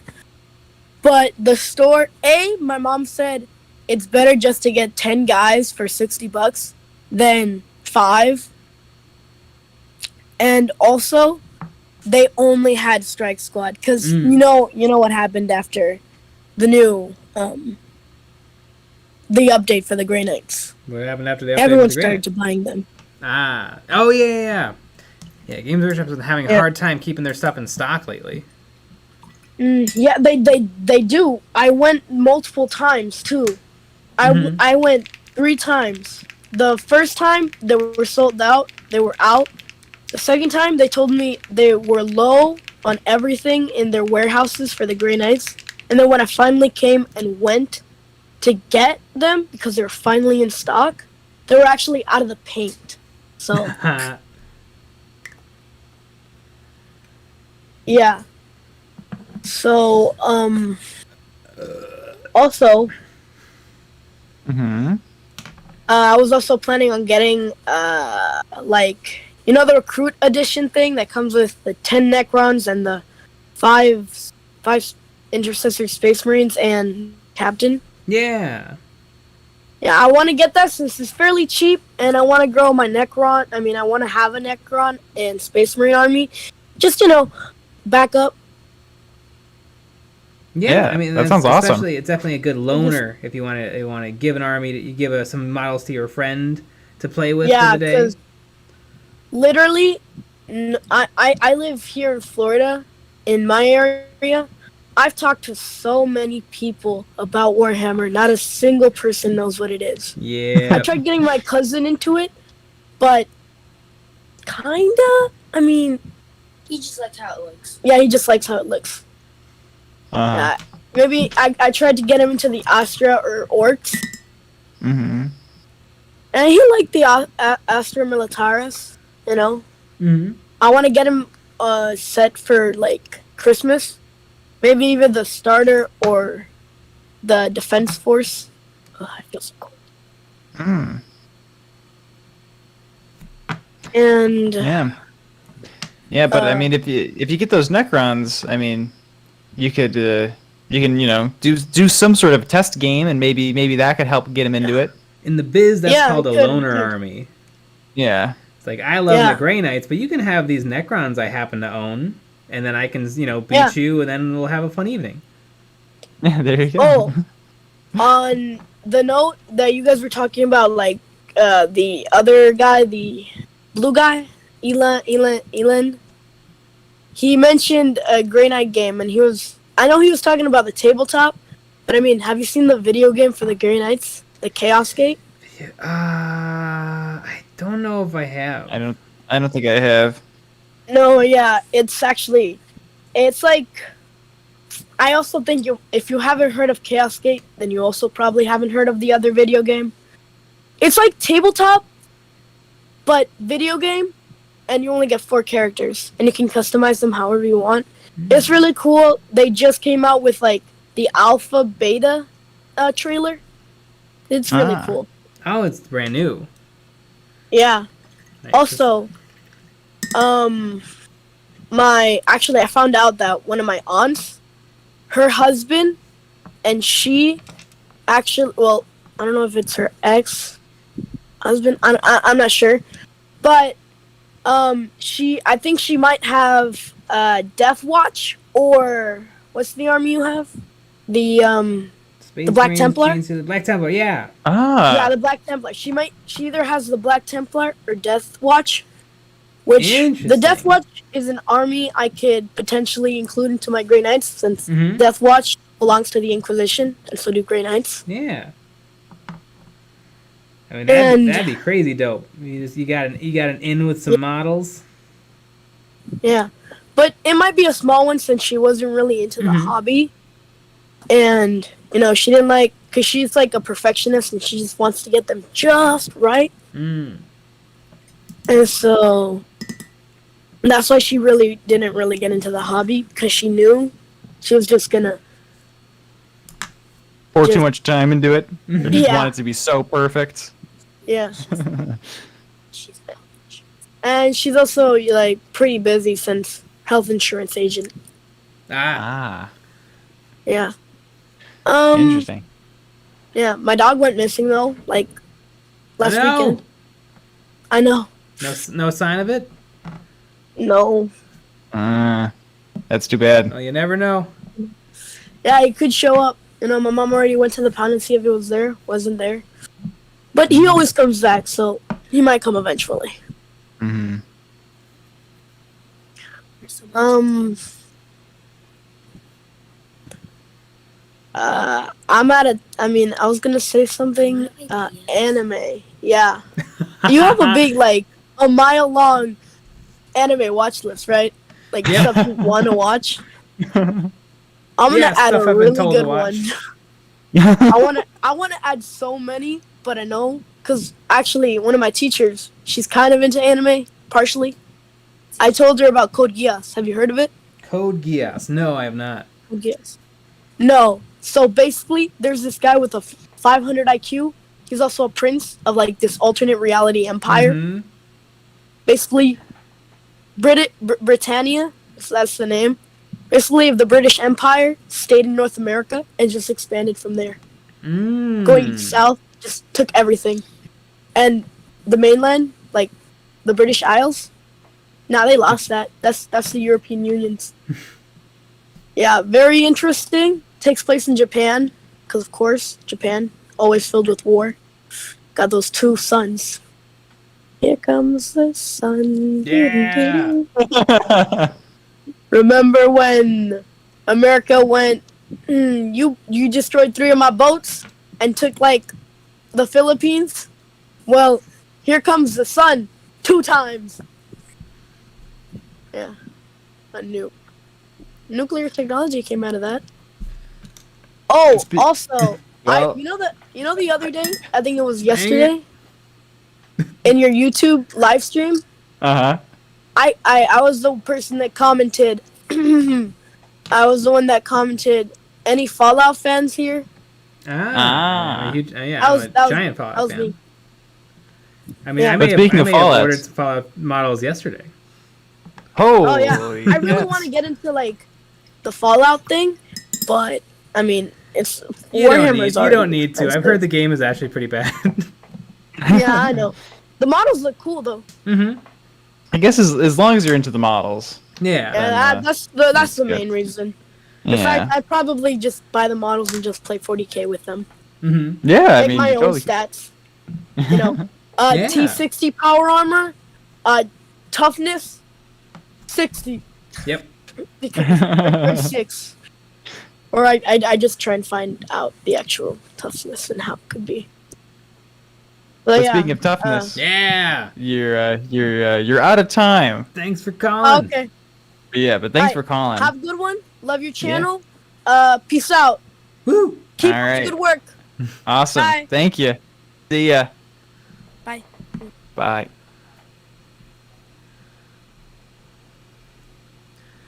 Let's try to get a few more in there. I know. Let's try to get a few more in. Let's try to Alright, be quick, God. people. We want to let everyone get a chance. We're gonna There's do no way. that. There's no way. All right. We're gonna go with Route the Great because that's a Patreon supporter. Yes. Hello. Yeah. What's up? Orders. What's up? Hi. Not too much. So, What's up with you? Not a whole lot. Basing up some of my my new kill team. Got admin rules that were released in the White Dwarf, and nice. I work remotely, so next week, or not next week, the week after next, I'm actually traveling to go meet with all my workmates, and we're gonna play kill team. So I'm gonna bring this one to me. That's awesome. You've corrupted them. Yeah. Do what? You've corrupted them. I have no idea. Do they play Kill Team, or are you getting them into it? I have a couple of buddies that work that do play 40k. Okay. There you go. And I have already told them I am bringing the kill team rules. They have gotten a copy of the kill team rules, and we're gonna play. Yeah. Mm-hmm. That's awesome. It's a whole lot easier to bring 10 models than it is a whole 40k army. So Yeah. I just wanted to hop on and say thank you guys for the basing tutorials. That is what I'm using tonight. A couple of y'all's Yeah, that's awesome. oldie but goodies. So I'm gonna hop off now. Let some of these freebies get in on some calls. Freebies. They only get it once a month, so we'll go ahead and let them hop back on. All right. Y'all have a good night. Yeah, Good you too. night. All right. The freebies. Mm-hmm. And that's true. You know, we talk to the patrons every week. We do in a very similar style. Although we just add everyone, and then you can just chat with us, which is pretty fun. All right, we're gonna add Vulcan's Wrath.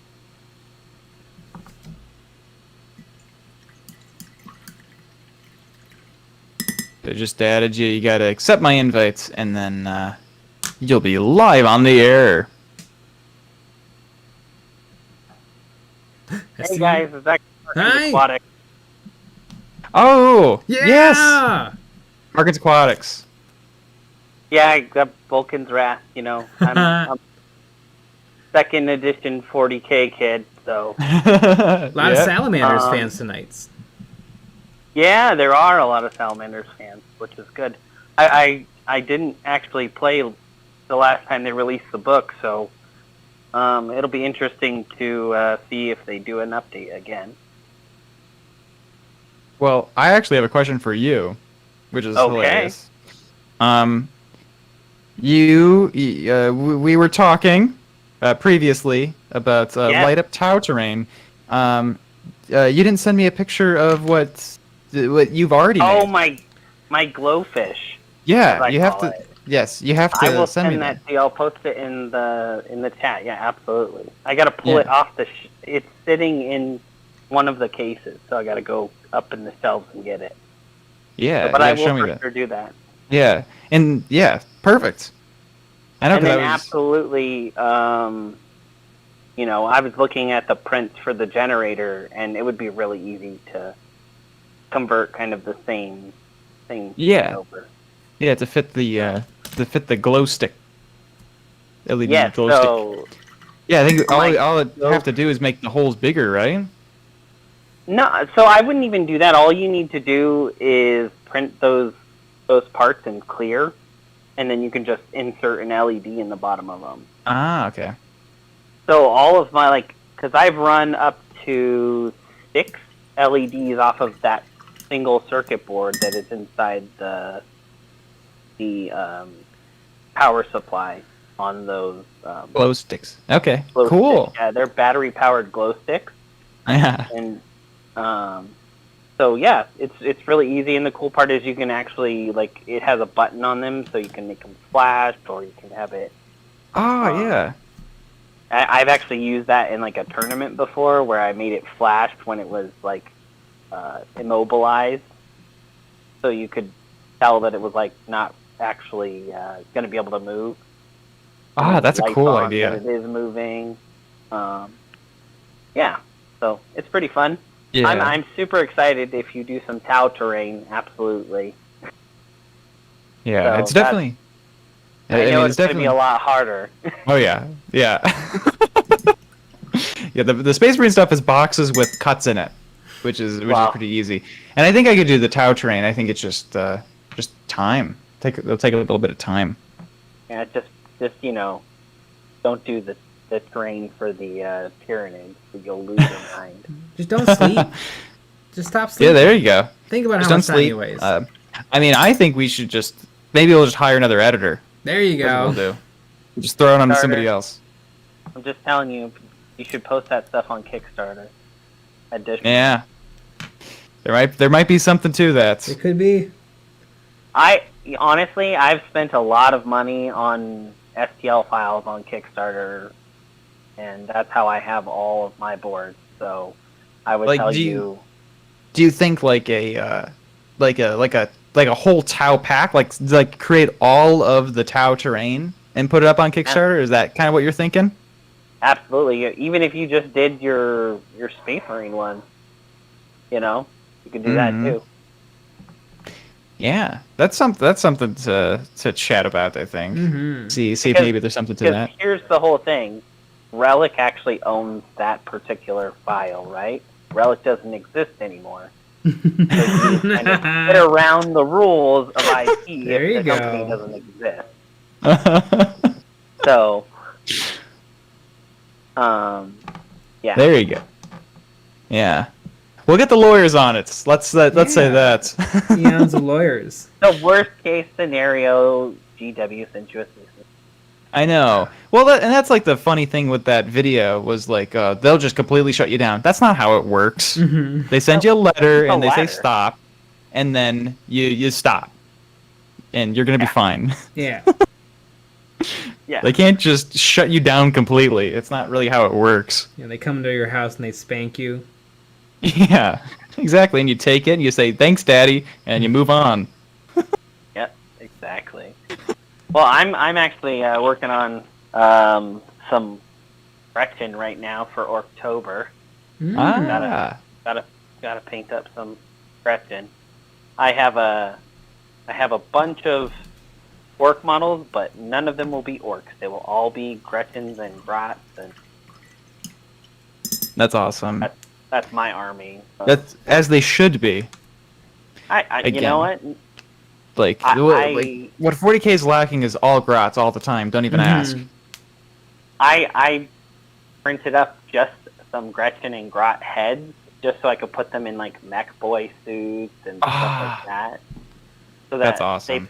They play as mech boys, but it's Grots and Gretchen heads. So they just commandeered. There's 3 of them in there.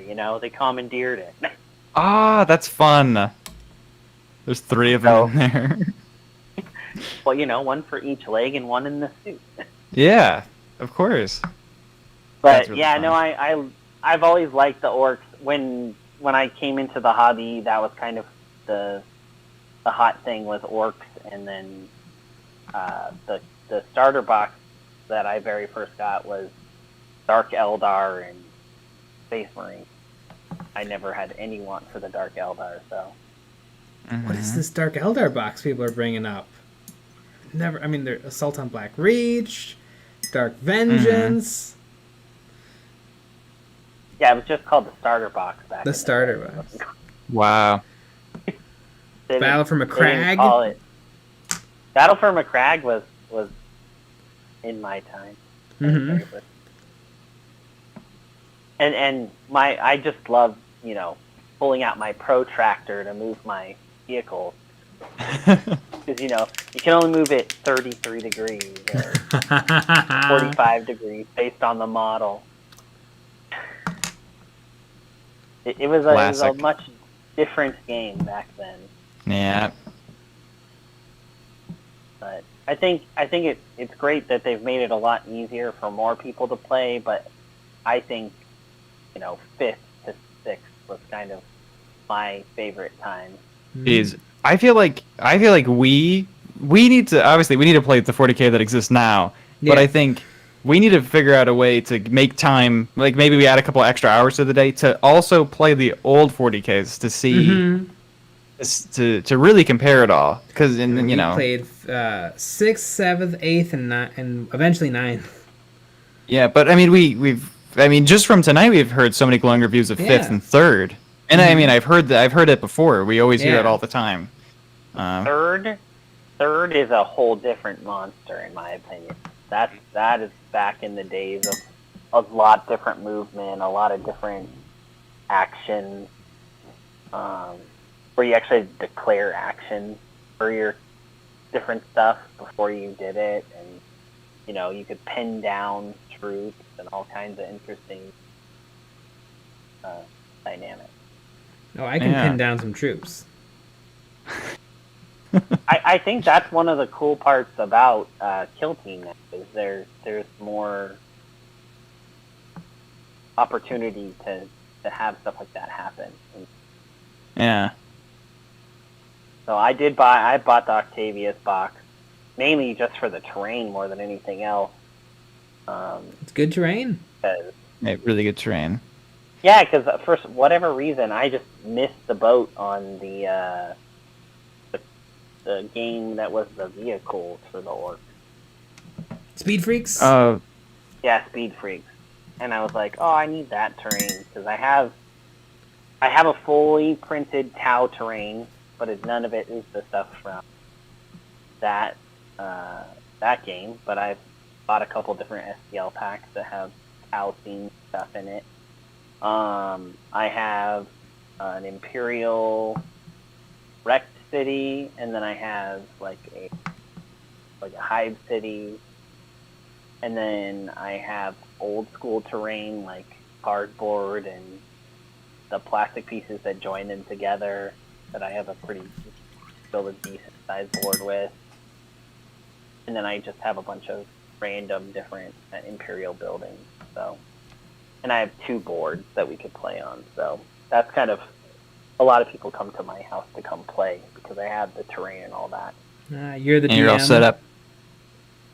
No, I don't really DM. It's just like I enjoy just having friends over. You know, have some beverages of choice and have a good talk and watch people play. And yeah, that's literally the best. I don't even really like. I probably play once or twice a month, and I'm gonna have to get back into it because I'm playing in the LVO narrative this year. So I don't want to look like a total competent person with these 9 set rules. Mm-hmm. So I enjoy the narrative game. I've written 2 narrative campaigns in Las Vegas, so it's been pretty cool. And what unique rules are written in Las Vegas stay in Las Vegas. you know, exactly. To be honest, the gaming, when I very first came here, it was like a very quiet gaming scene, and now it is very active. We have like 5 stores that you can play at pretty frequently, a Discord server dedicated just to people playing and trading stuff. So it's been pretty cool to see it grow over the last 8 years. Yeah. Neat. Well, that is time. Yeah, well, thank you so much, and I'll definitely hunt down the glowfish and post it for you. All right, awesome. Yeah, thanks so much. Thank you. Bye. And thanks for calling in. Woo! Absolutely. More work done on Well, 3 chaplains. This is true. So there you have it. That's technically the end of the stream, but Lucky Bat actually gave me an interesting idea. Because we have a bunch of people in the chat that we're not going to get to tonight. But Lucky Bat suggested maybe we should write down everybody that is here.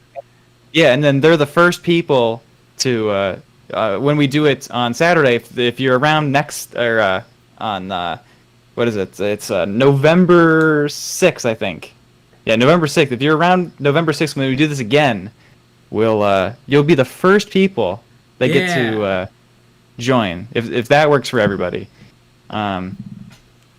Because we're gonna be